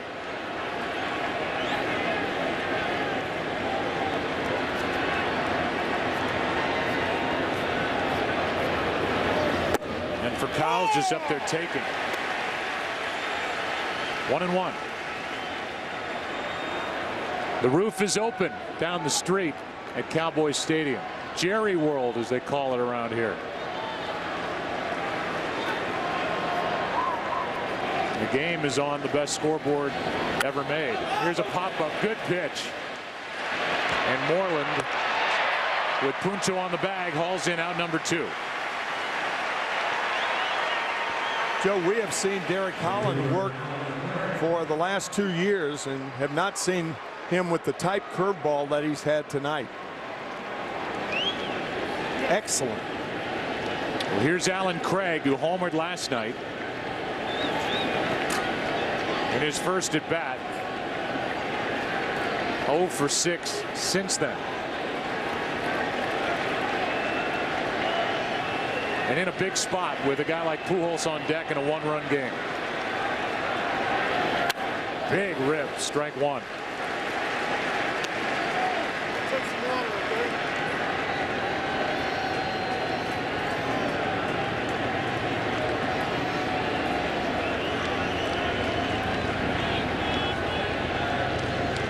Craig is struck out, grounded out.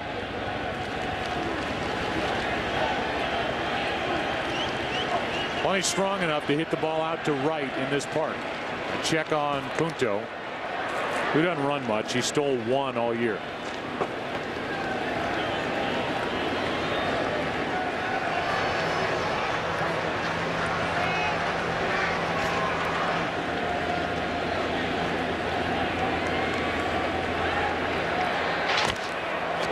Late break back to the bag, but Punto safe. This is quiet, calm, and easy right now, but this is a big batter for Derek Holland.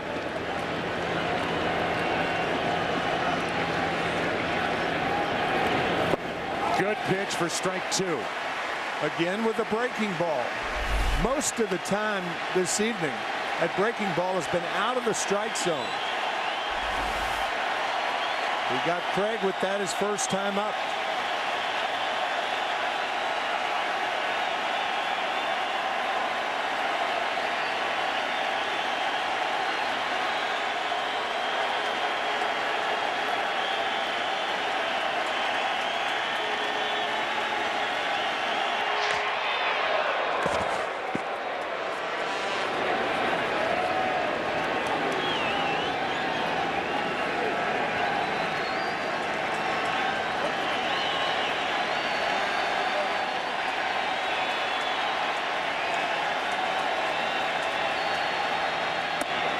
Strikeout. Another big hook from Derek Holland. Nolan likes it, and this sold-out crowd loves it. He has struck out 4, and he shut out the Cardinals through 6. Along with our producer Pete Macheska and Bill Webb, our director. It is game 4 of this World Series. Adrian Beltre fouls it off his leg to start the bottom of the 6th. Good game, game 4. Cardinals won in a blowout last night. It's anything but that type game here tonight. 1-0 Texas behind the great pitching of Derek Holland. Edwin Jackson has been right there behind him. We talked about that old saying, sleep in November. That's October baseball. Well, for Adrian Beltre, it's get well in November. Here's one into left. Didn't get it all. And Holiday, after going back, comes in for out number 1. Our Sherlock Holmes 2 game summary. Little impromptu meeting with his manager. Whatever the magic words were, this has been a different start for Derek Holland, who has had soft outs and struck out 4, walked only 1, allowed no runs on 2 hits. And he's needed all that because it's a 1-0 game. There's a night for Edwin Jackson, 5 1/3, 1 run on just 3 hits. Strike 1 to Nelson Cruz. How extraordinary is it? The Cardinals have made 1 out of the infield. That was a fly ball by Yadier Molina. 2 base hits by Lance Berkman and 1 out of the infield. That's dealing. 1 ball, 1 strike. You know what Cruz is capable of doing? He's hit a home run in 4 straight postseason home games. And he pops it up back and out of play for strike 2.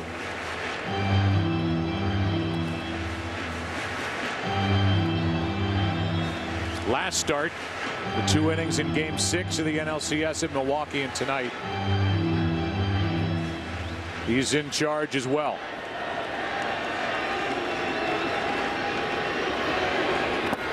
Two and 2.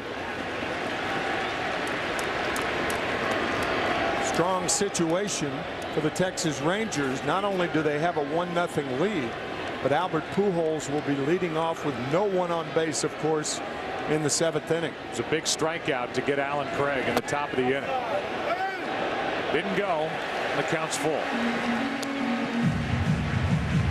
And I thought you were going to take it in another direction. They have arrested Mike Adams, and they have their closer Neftali Feliz, who can go more than 1 inning tonight if need be.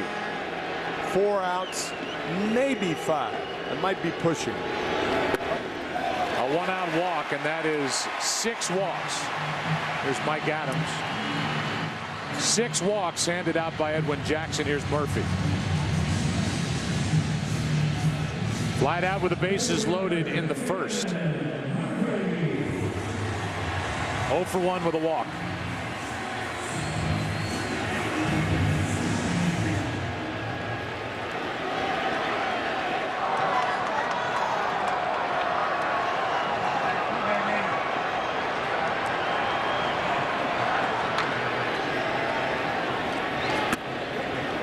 On the outside corner.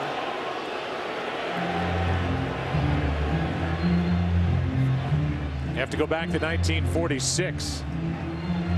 Find the last Cardinal pitcher to walk 6 in a World Series game.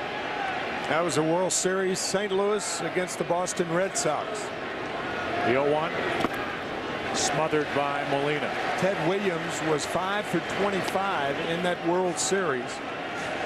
That was his only World Series, and a regret in Ted's later life that he performed so poorly in that 46 series.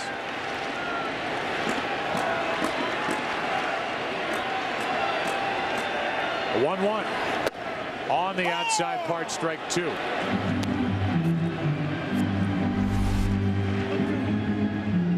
By the way, Ted Williams, the first manager of the Texas Rangers in 1972. Whitey Herzog succeeded him.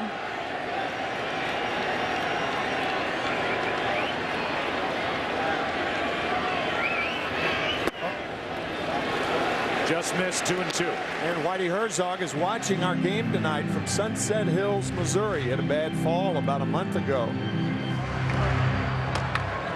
And his wife, Mary Lou, doing very well. There's Mitchell Boggs getting loose.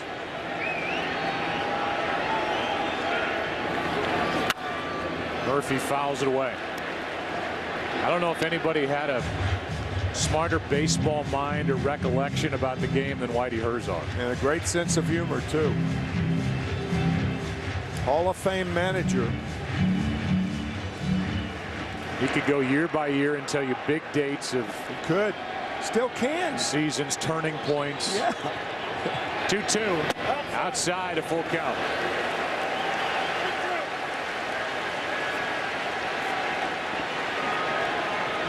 A lot of pitches with those 6 walks and 3 strikeouts for Edwin Jackson. You got a 1-0 lead. I think you're not really taking a chance. It's up to the hitter to put the ball in play. I think you send Nelson Cruz. 1 on, 1 out. Jackson steps off. You may see Mitchell Boggs pitch to Napoli, the on-deck hitter. Boggs worked a perfect inning with a strikeout at the end of last night's game.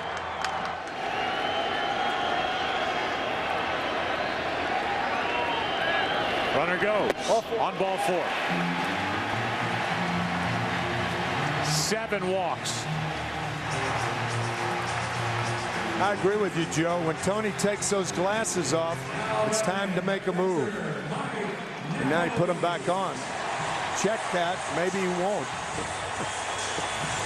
I went for the decoy. Well, Edwin Jackson is hovering around 110 pitches. Molina is going to go out and talk, and I still think we're going to see a move. Yeah, no question now. Here comes Furcal and Molina.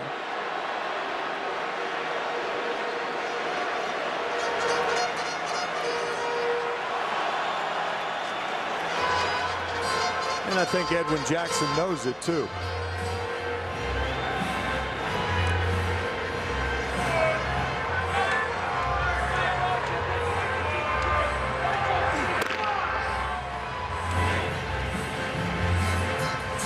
Glasses are off again.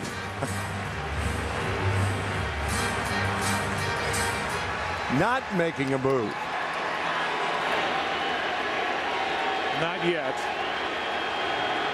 I wonder if that's a call for a step off. Good point.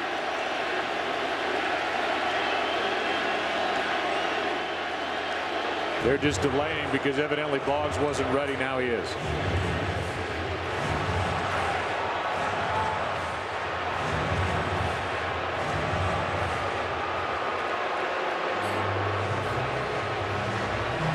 La Russa out to the mound as Edwin Jackson walked 7.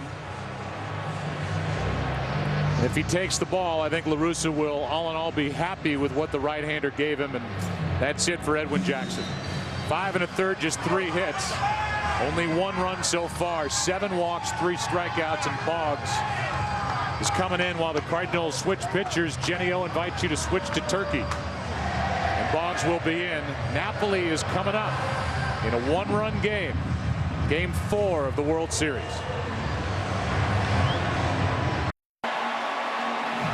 They're the numbers for Mitchell Boggs, and we specifically talked to La Russa before tonight's game, and he thought Boggs showed him something last night.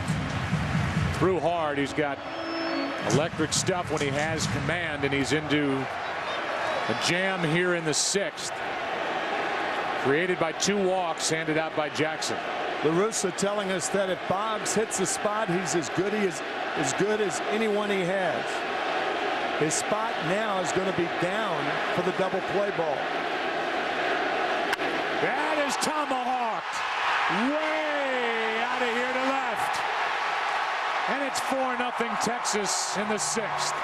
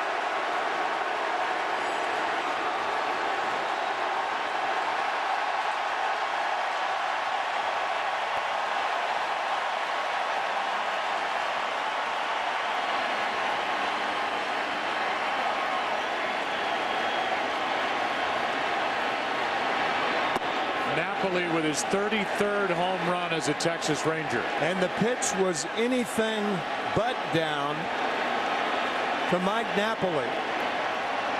A high fastball right around the letters.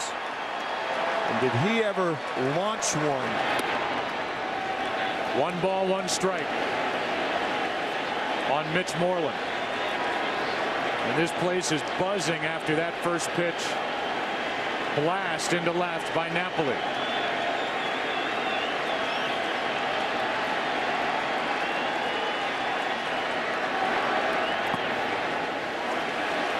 Two and 1 from Mitch Boggs.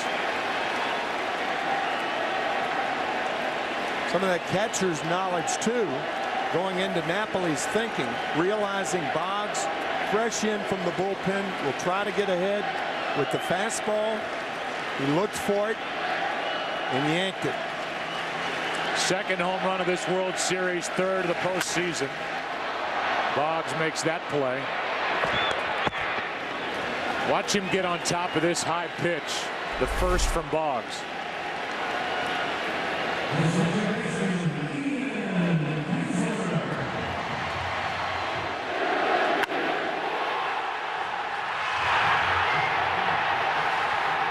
Players Rangers refer to that as buggy whipping a ball. That's a buggy whipping right there.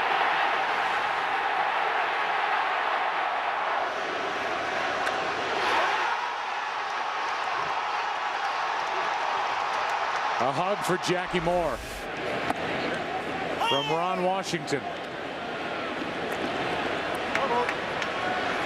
What a pickup. Napoli, who was moved twice in January, first to Toronto on the 21st, and then 4 days later turned right around and traded to Texas.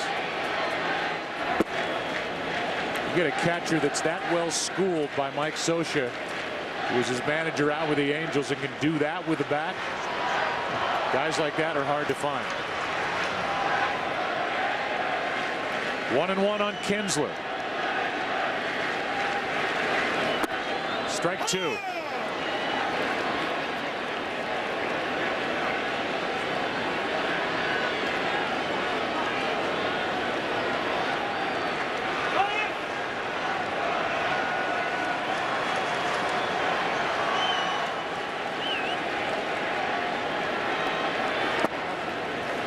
Ball two.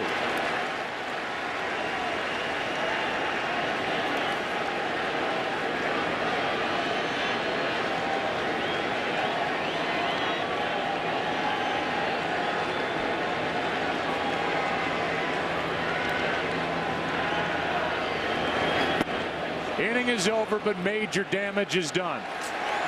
2 walks set it up. Pitching change. Boggs, Napoli. Bang. 4-0 after 6. Back after this from your local Fox station.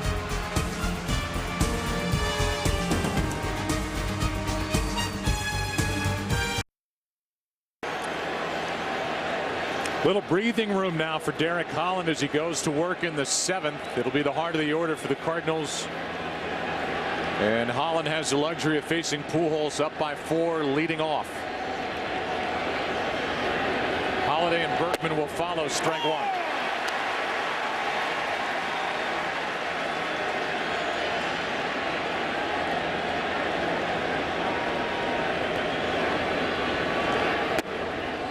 Ball one, high and tight.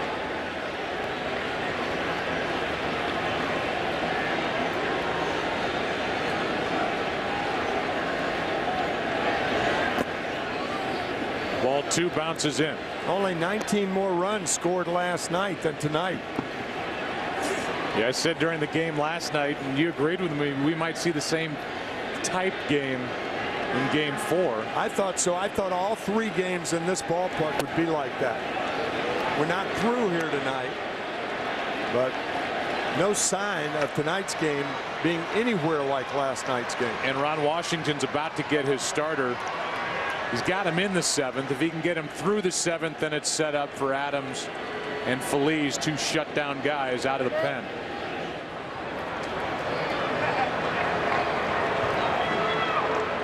And Napoli goes to talk with the count 3-1.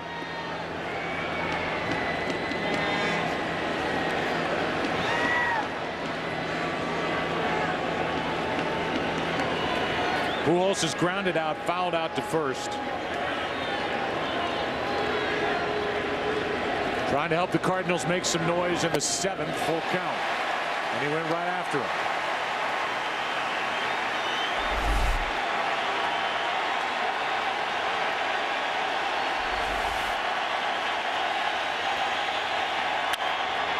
Off the pitcher, Holland knocks it down and gets the out.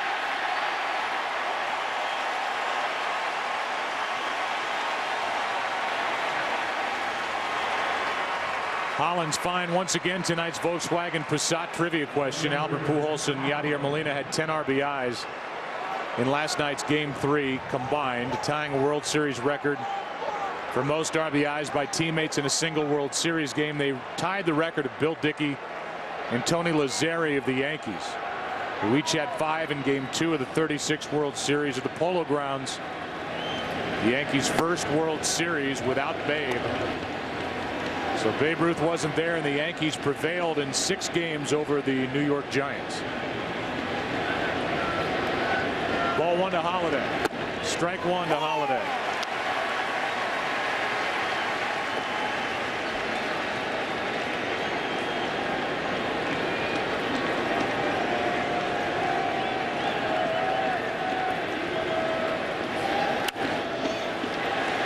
Strike two.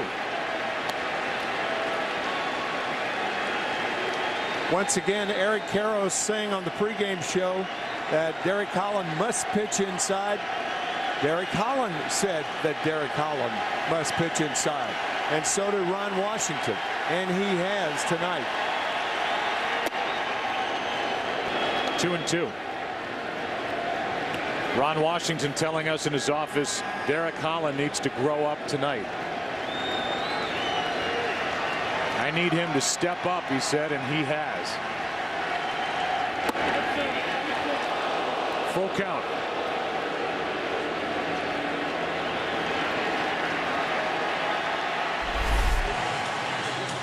That was that little talk they had before Holland took the mound in the first.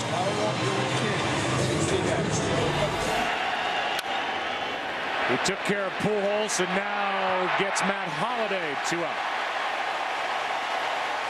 Take a look at Derek Holland and how he's worked the right-handers tonight. Inside, inside, inside, inside, again, again. Repetition's been beautiful for Holland tonight. And he's taking care of the 3-4 hitters now. Berkman, who has the only hits tonight against Derek Holland. A double and a single. Ball one. Talking about it in last night's game, when you make hitters aware that you'll come inside, then you can get them out away. 90 pitches only for Derek Holland tonight.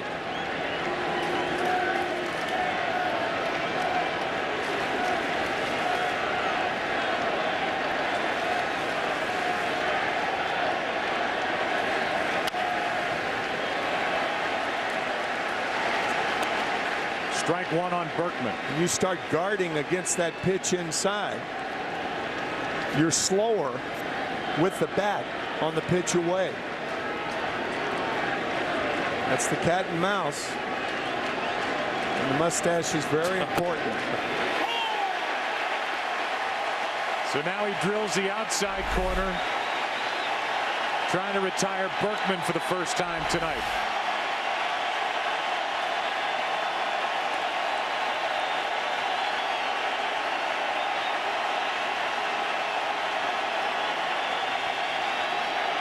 Got him looking.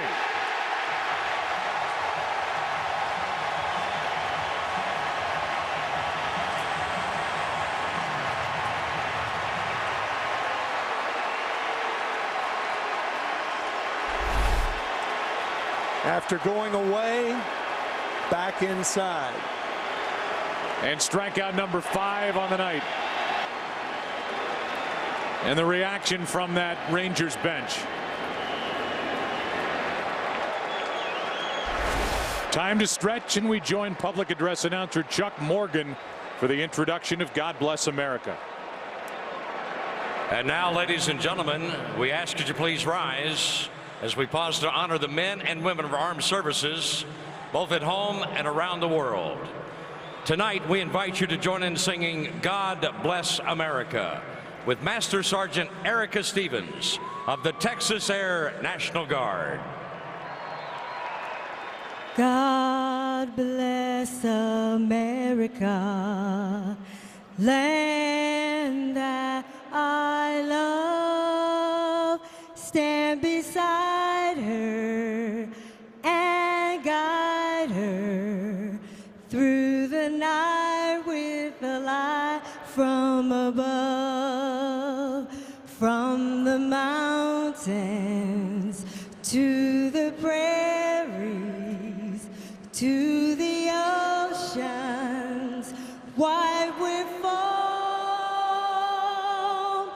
God bless America, my home, sweet home.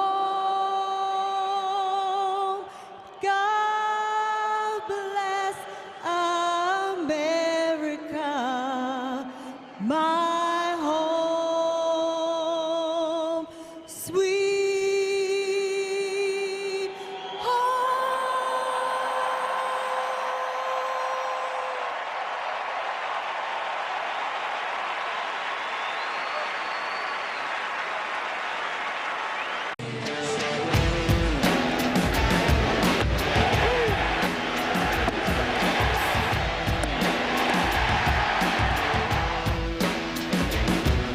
How good has Derek Holland been here tonight? He's thrown 7. He has allowed 2 hits, struck out 5, walked 1.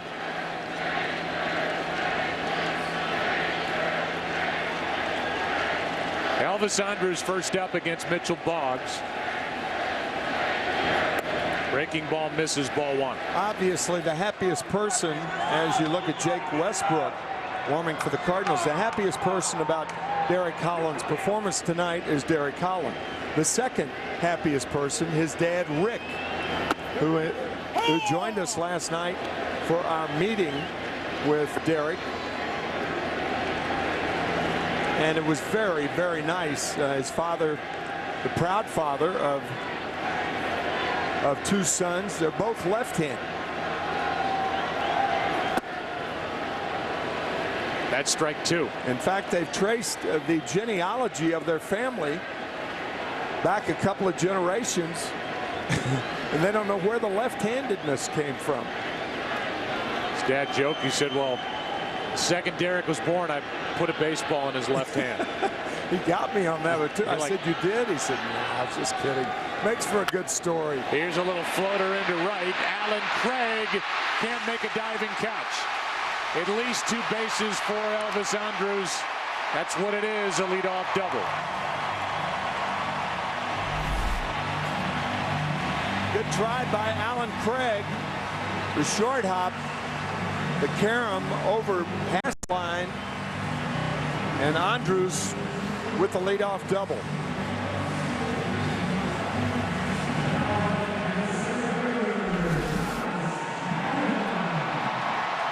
And it brings in Josh Hamilton, runner at second, nobody out. So we had a multi-hit game last night, Elvis did. 2 hits last night, 2 hits tonight.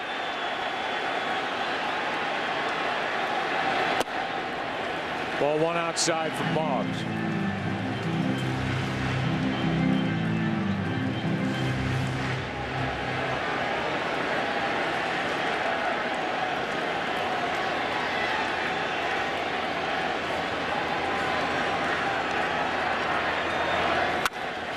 Hard hit into center, right at John Jay. 1 on, 1 out. That ball was scorched and welcome inside our booth. How about this game? How about this series? We thought it would be evenly matched coming in, and we're not that far away from 2 games apiece. Yeah, the one thing we did not expect to see tonight is the game that we're getting, a 4-0 game. We thought Holland would pitch well.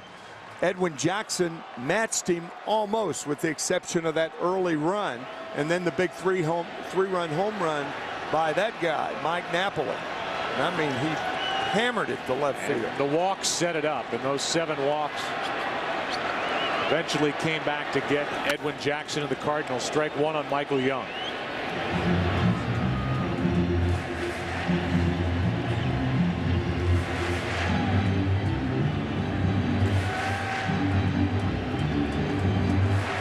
There's no action for the Rangers in their pen. It appears Holland will go back.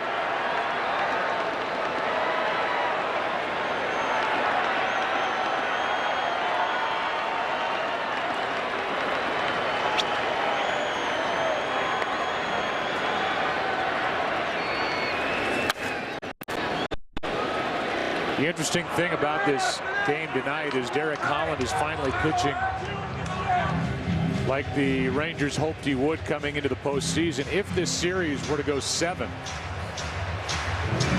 Game 7 would figure to be, unless there are changes, a rematch of last night, which is Loesch and Harrison. And Holland, if he does work in that game, would be pitching on short rest. But that's an option. That would be on Thursday night if this series gets there. Still 0-2 on Michael Young. Well, we talked about it earlier that Derek Holland could be dominating his 4 shutouts this year, second to Cliff Lee of the Philadelphia Phillies. Cliff had 6, and of course pitched for the Texas Rangers and Ron Washington last year.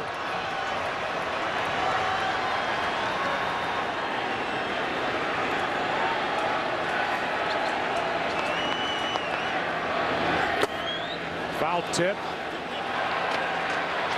And the runner, Andrews, will have to go back to second. The count is still 0-2.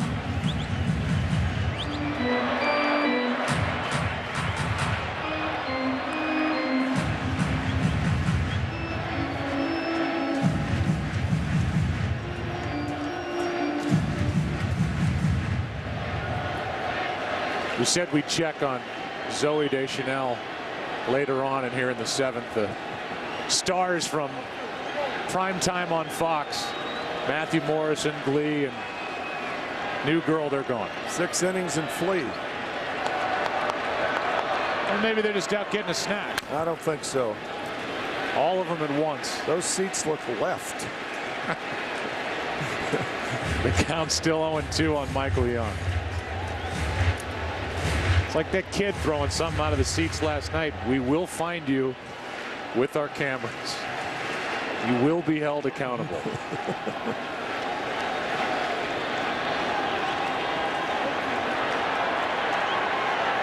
Andrews a leadoff double, then Hamilton scorched one to center but caught.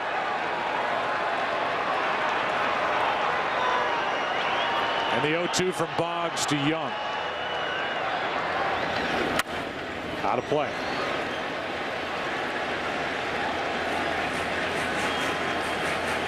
Speed affects infield defense in many, many ways. A lot of times you get that second baseman out of position with speed on at second. Elvis Andrus with 37 stolen bases. Not only is Punto towards second base, but he's more shallow than he normally would be for Michael Young, who can hit the ball through the hole on the right side.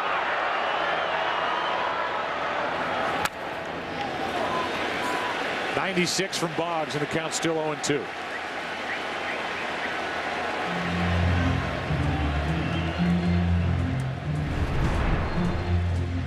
A reminder about tomorrow night: Chris Carpenter, C.J. Wilson, Game 5 here in Arlington, on the air at 7:30 Eastern, 4:30 Pacific. And there's C.J.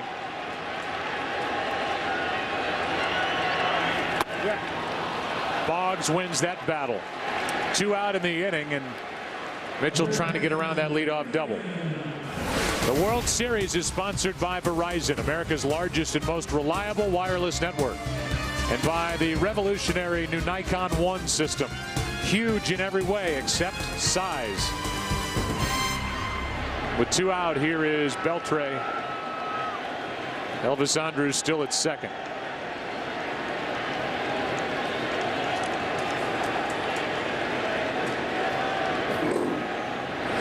Strike one.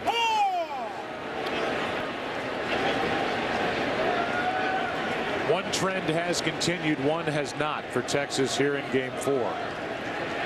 One that's continued is that to this point the Rangers still haven't lost consecutive games since the 24th and 25th of August. Losing last night, leading here tonight. Still 2 innings to go, and the other one is the starting pitching at home this postseason. With Scott Coolbaugh, the hitting coach, who's named to that position in June.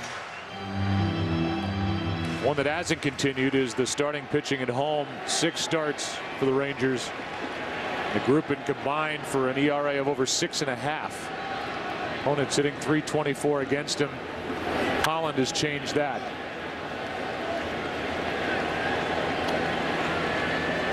The starters averaging under 5 innings per start.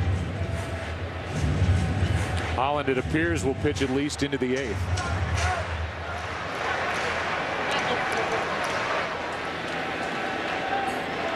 He's thrown 93 pitches. That's it.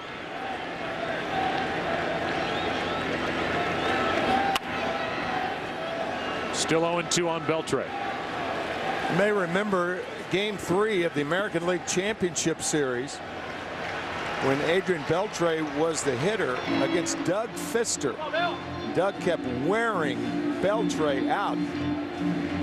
One foul ball after another off his leg. In fact, 4 foul balls hit his legs, 1 his right leg and 3 his left leg. So he has been nursing that throughout the World Series. The 0-2. Good job by Boggs to get around that leadoff double. He has struck out 3 as we go to the 8th inning, game 4. Rangers take the field up 4-0.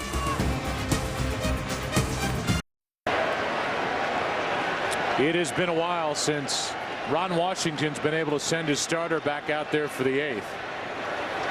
And he gets to do that here tonight in game 4. Good breaking ball from Holland starts the 8th with strike 1 to David Freese, whose 13-game hitting streak during the postseason is on the line. In the hole, Elvis Andrus. What an arm, 1 out. And the Geico in-game box score for the Cardinals.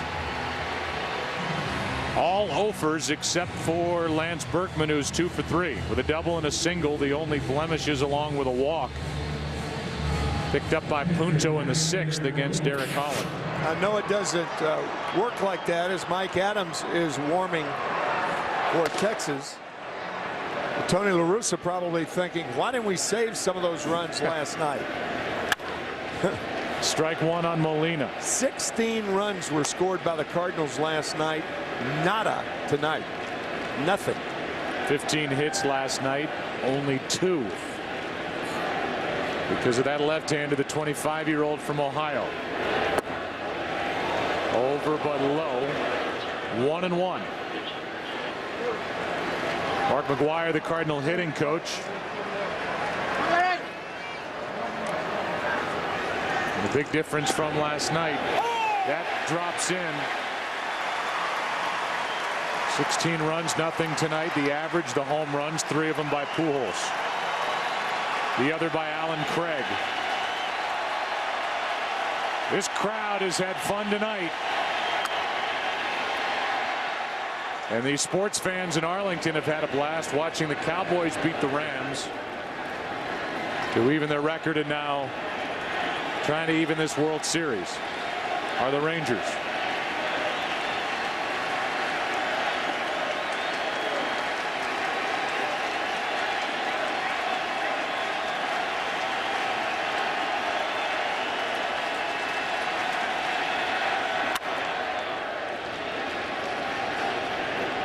Holland still throwing hard. Ryan Theriot on deck. Cardinals, if they get there, will pinch hit. Or they will get there for John Jay, and you may see a change in the lineup with his struggles at the plate. That's where Napoli wanted it. 95 miles per hour, 2 out. And here was a nice moment with Ron Kulpa and the bat boy in the 7th. How you doing, Nap? Your brother's here? Yeah. Both of them? Yeah. I got like 32 people with me. 32? That's more than me. Mind if I stand out here with you? Huh? Mind if I stand? Sure, you can stand out here with me. Gotta look at the highest flag. Yeah. You know that? The night for Ron Kulpa behind home plate. And it is Theriot pinch hitting for John Jay. Have to check with Yadier Molina tomorrow and find out who the 32 people are here. We know that Benji and Jose are here. And Yadier's mother from Puerto Rico. 32 people. It's a bunch. It's a lot of money to lay out for World Series tickets. I'll say.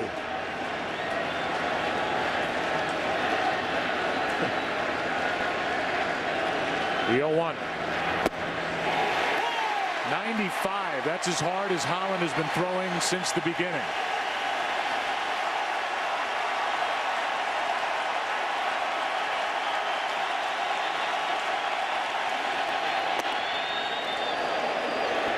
The highest he's reached on the gun is 96. And the last 2 have been 95 as he works in the 8th with 2 out, nobody on.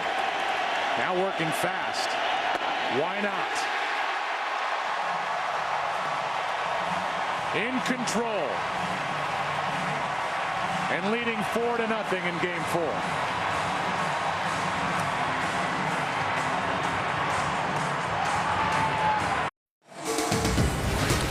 The World Series on Fox is sponsored by Audi. Truth in Engineering, and by Jenny O. Make the switch. Look for Jenny O Turkey at a store near you.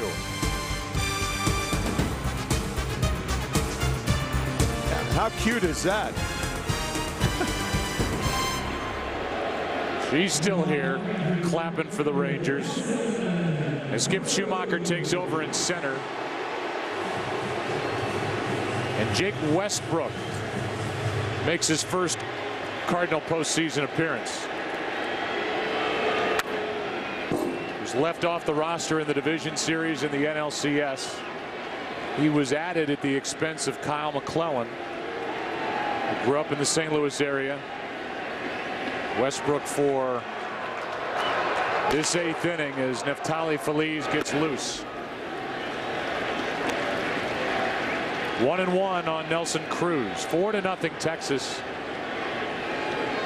Trying to even this World Series.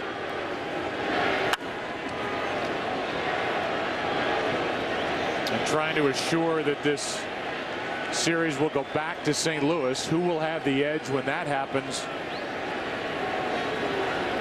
Be up in large part to the 2 starters tomorrow night. Chris Carpenter, C.J. Wilson.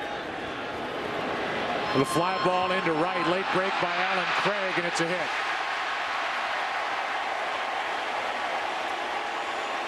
Our Nikon 1 replay cam. A bunch of reactions from the excitable 5th-year manager Ron Washington.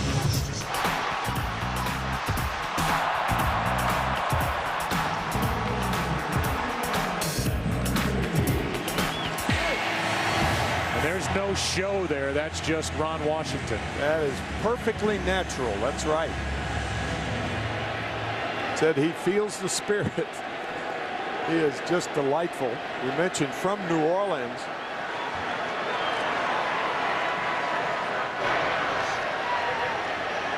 Leadoff man is on Murphy, who's walked his last 2 times.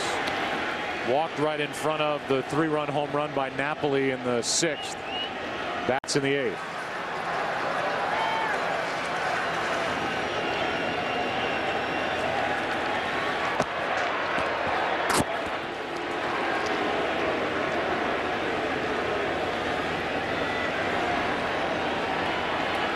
Westbrook made a good pitch to Nelson Cruz, fooled him, and Cruz just flared one into right to start this 8th.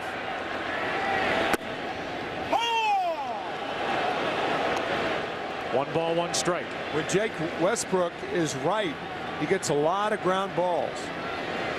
A dominant sinker ball pitcher. Needs one here at an infielder.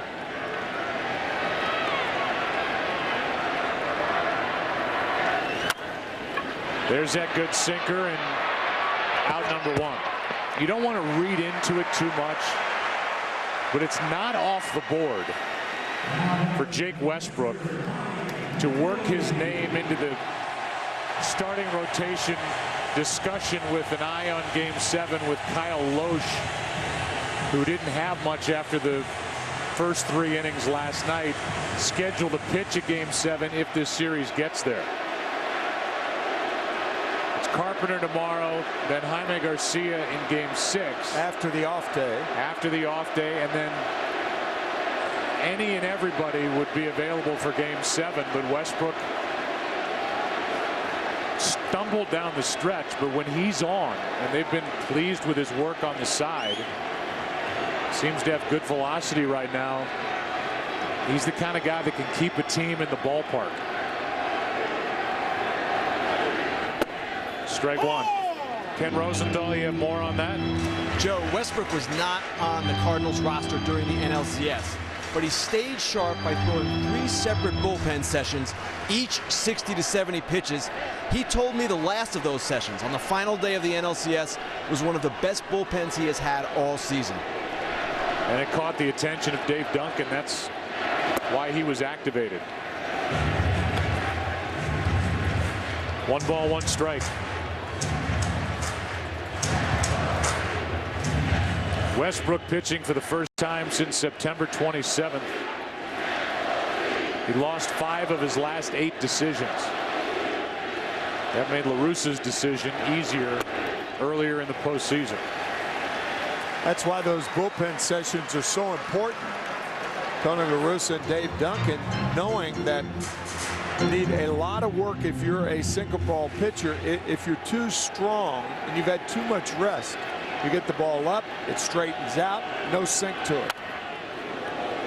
2-2 as he challenges Napoli, who has the biggest swing of the night. A 3-run home run in the 6th. And the first pitch thrown by Mitchell Boggs.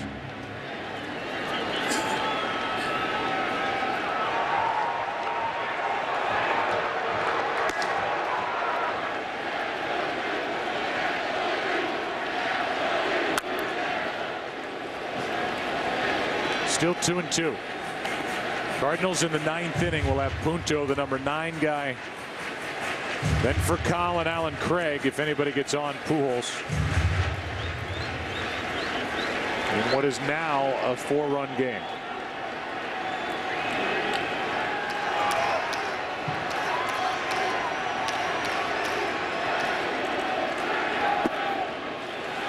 Full count.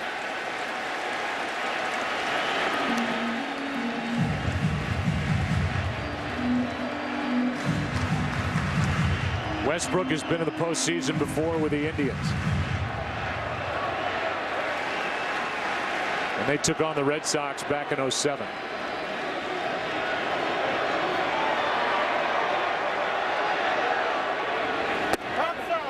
Just outside to put 2 on.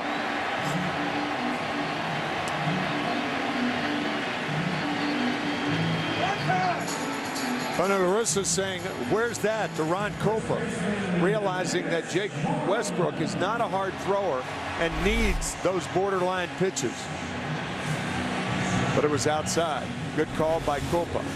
And now Moreland, who's 0 for 3 tonight.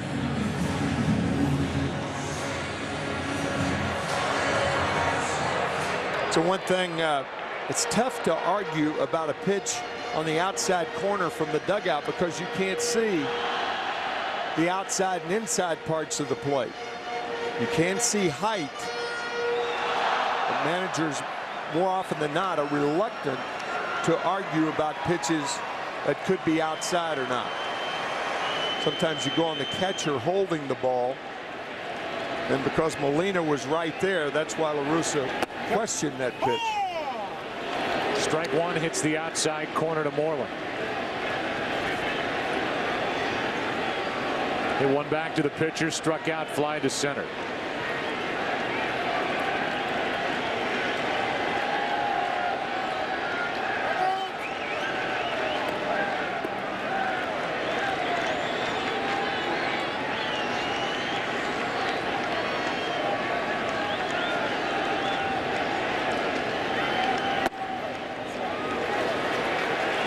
One ball, one strike.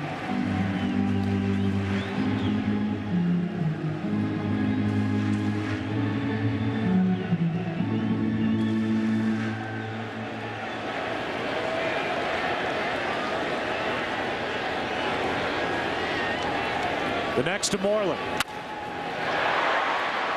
Punto. Beautifully turned. 4-6-3 double play. What a play by Punto. With Vercal turning it in the middle. And we go to the 9th inning of Game 4. 4-0. Rangers on top. This crowd lit up when they saw Derek Holland come out of the dugout to try and finish Game 4. And the last AL pitcher to throw a shutout in the World Series was that gem tossed by Jack Morris in '91 against Atlanta. In Game 7, strike 1 to Punto. Hamilton moves to left. Craig Gentry is in center.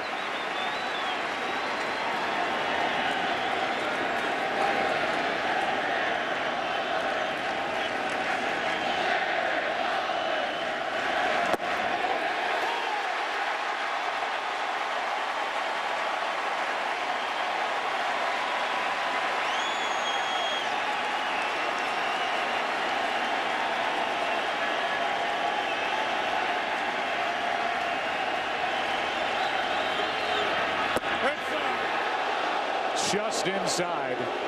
as he gets back to 96 on the radar gun.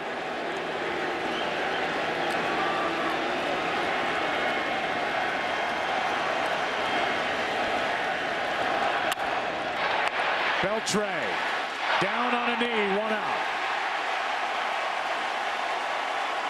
Tell you, Adrian Beltre really comes into play because Derek Holland throws so many right-handed batters inside. And Beltre is among the best. He could win yet another Gold Glove this year. Now for Call, who is hitless tonight, and 2 out of 16 in this World Series.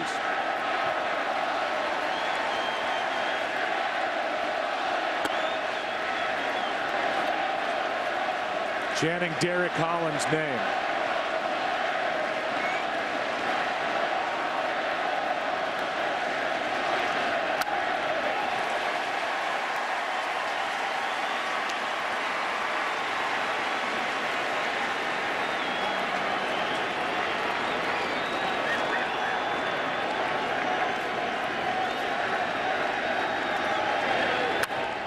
Strike 2.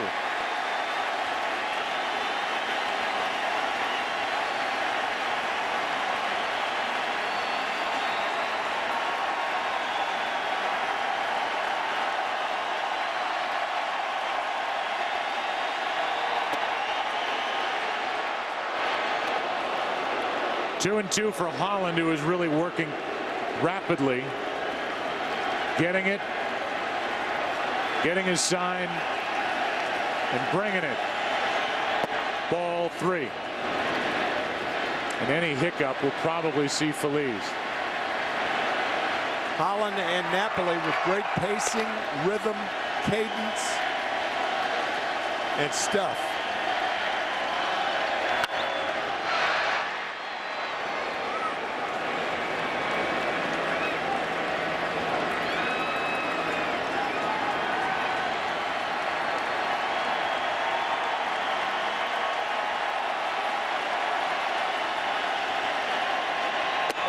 A 1-out walk. And with the heart of the order coming up, the big bats, in a 4-run game, that's going to be it.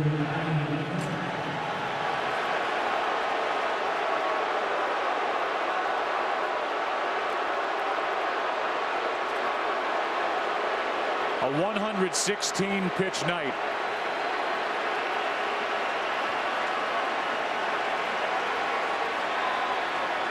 No call yet.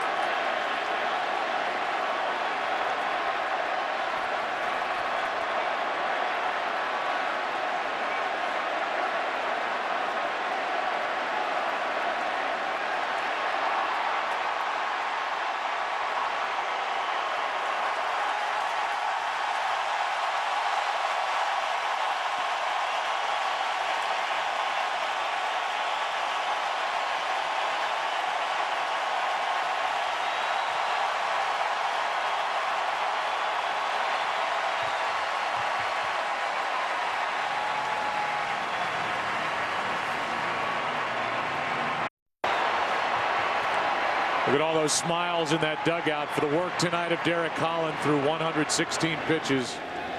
Got into the 9th, went 8 1/3. Only 2 hits. 2 walks. His last one ended his night. 7 strikeouts. Now it's Neftali Feliz. Ball 1 high to Alan Craig. That's where Feliz was in St. Louis. He pitched game 2. He walked the first batter. You do not want to walk the first batter in this situation, or really any situation. But he was wild high with all his deliveries.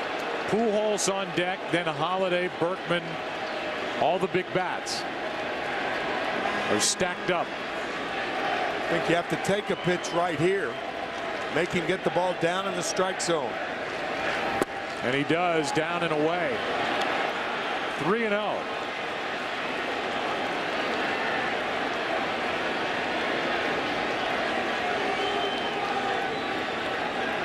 Now Feliz goes behind the mound.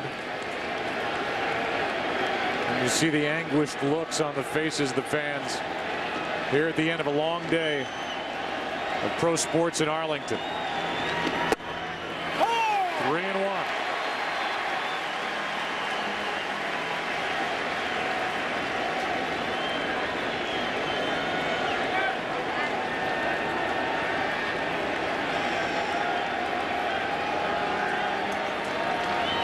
Yep. 3-2.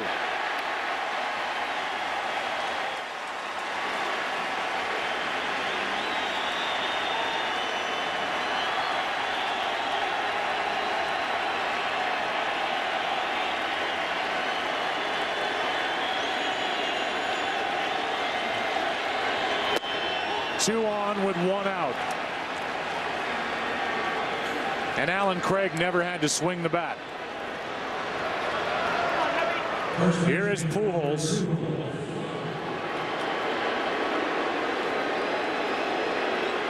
Feliz, who is 6 for 6 during the postseason in save chances with an ERA of just over 1. He's making it interesting here in the ninth.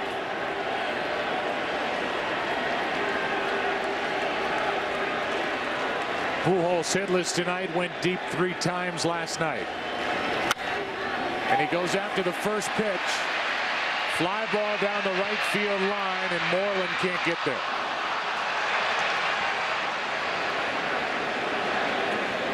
Rangers caught a break because Nelson Cruz was playing Albert Pujols so deeply in right field he couldn't make a play. And obviously you have to respect the power of Pujols. So the Cardinals actually caught a break there with Nelson Cruz playing so deep in right field. And he's back out there again. Yeah, I mean, you have to. 2 on, 1 out. And a breaking ball from Feliz is strike 2.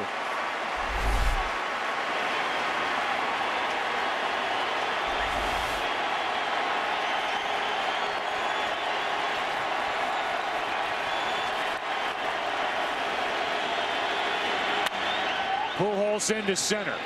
Gentry to his left. 2 out.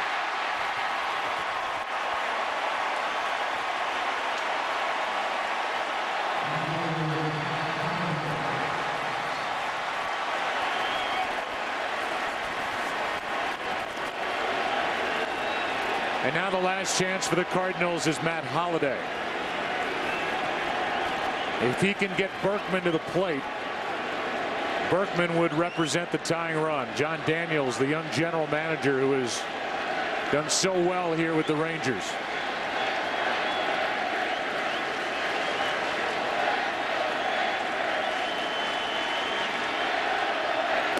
Ball 1 outside.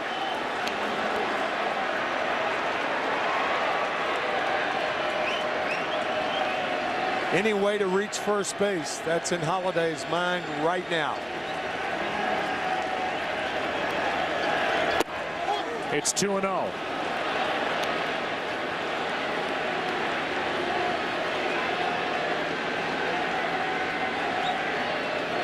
The guy on deck, Berkman, hit 31 home runs during the regular season.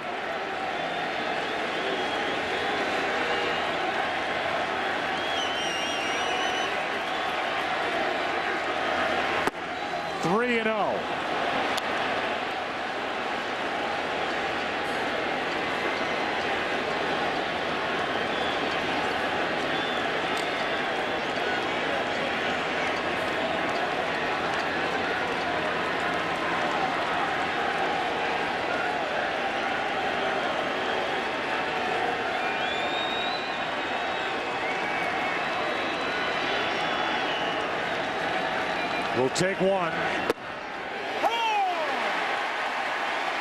He may take another.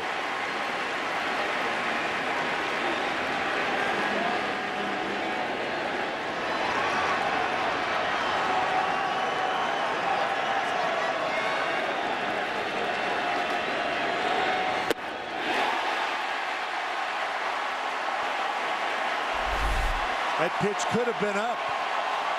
Maybe. And it's a full count.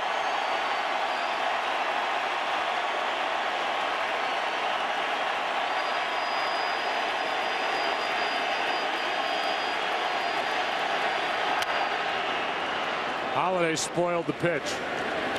99 from Feliz.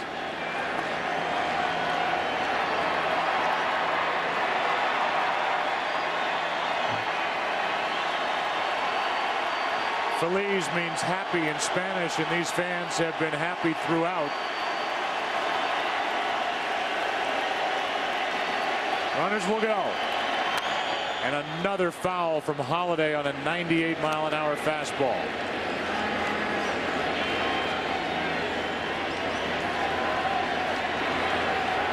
This is one-on-one baseball right here. Holiday will only get fastballs.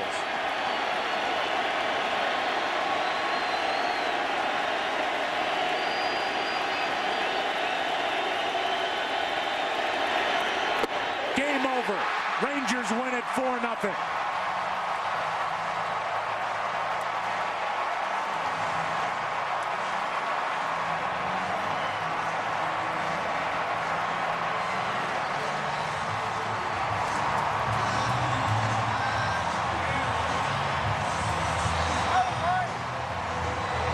Napoli with a big swing of the night. And Derek Holland did his work from the mound through 8 1/3, 2 hits, no runs. No save for Feliz. But this World Series is tied 2 games apiece. And for Derek Holland, the biggest baseball day of his life.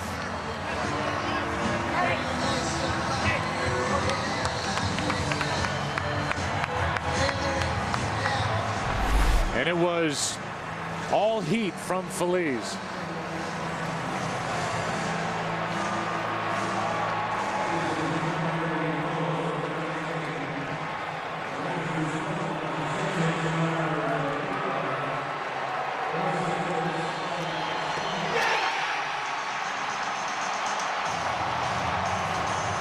The best play of tonight's game brought to you by the Audi A8.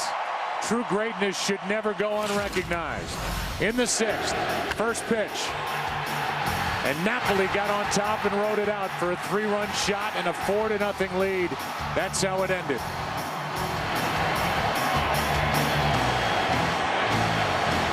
His 3rd home run of this postseason, 2nd of the World Series.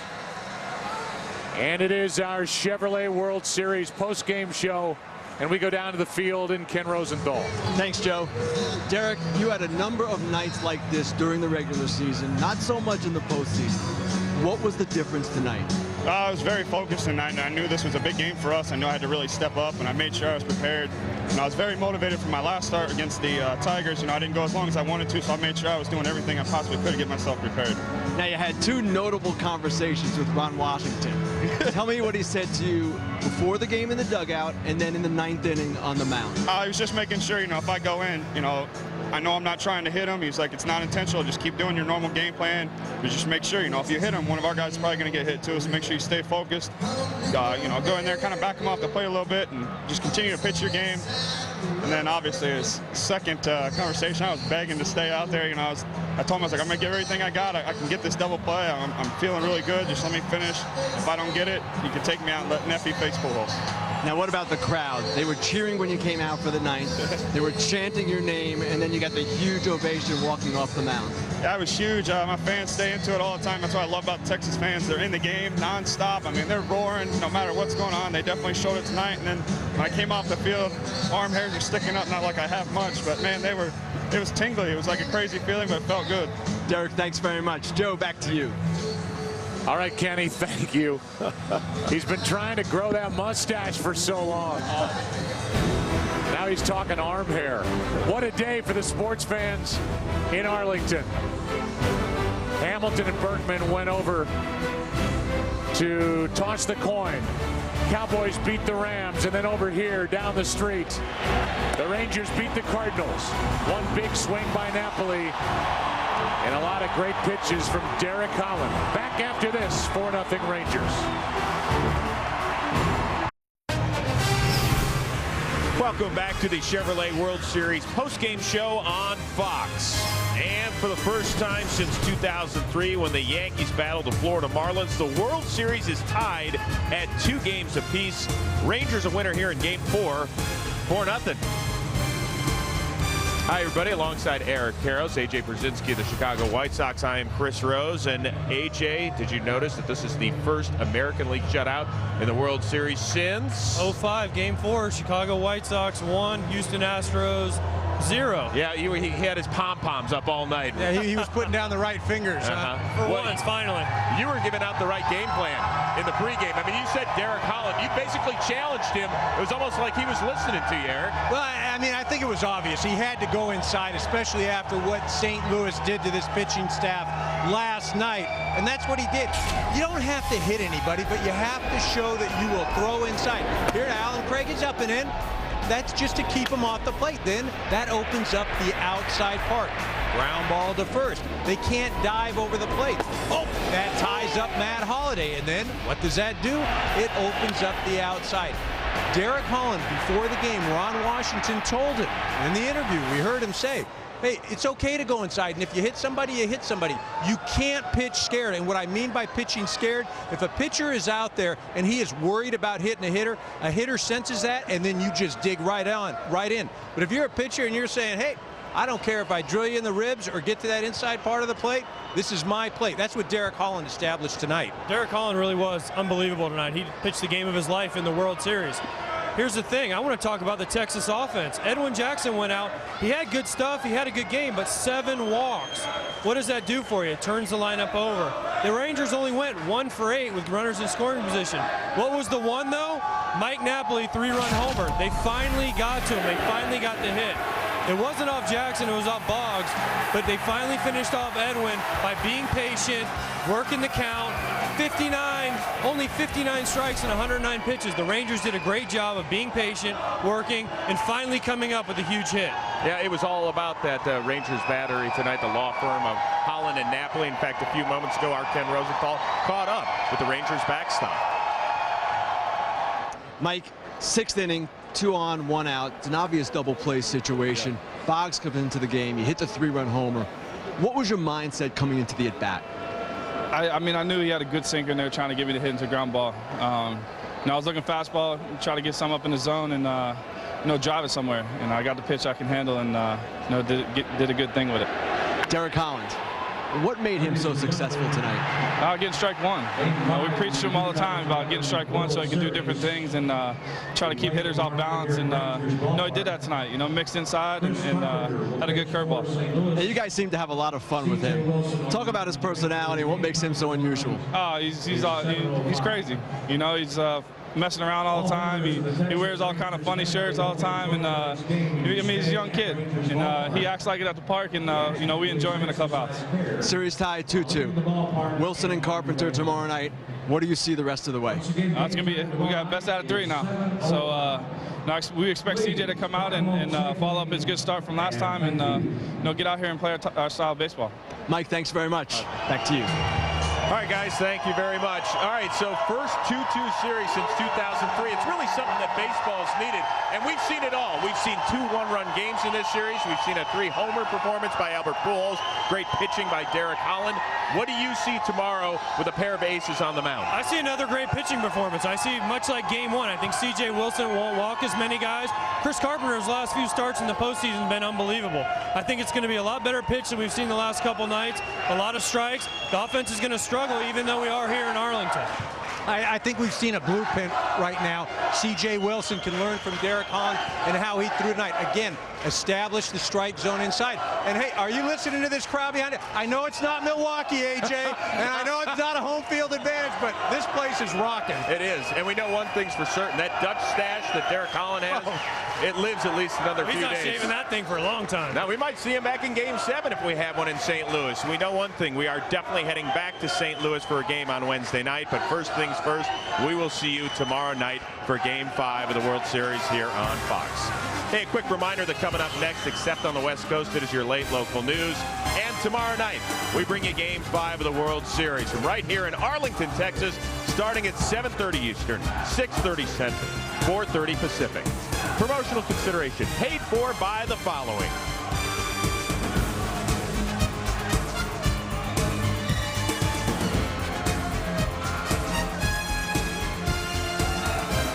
For more information on tonight's game and the latest in Major League Baseball news, simply log on to foxsports.com, powered by MSN, the world's favorite sports site. For Joe, Tim, Ken, Eric, and AJ, this is Chris Rose saying so long from Rangers Ballpark. A huge day in the city of Arlington as the Cowboys take care of business against the Rams and the Rangers beat the Cardinals.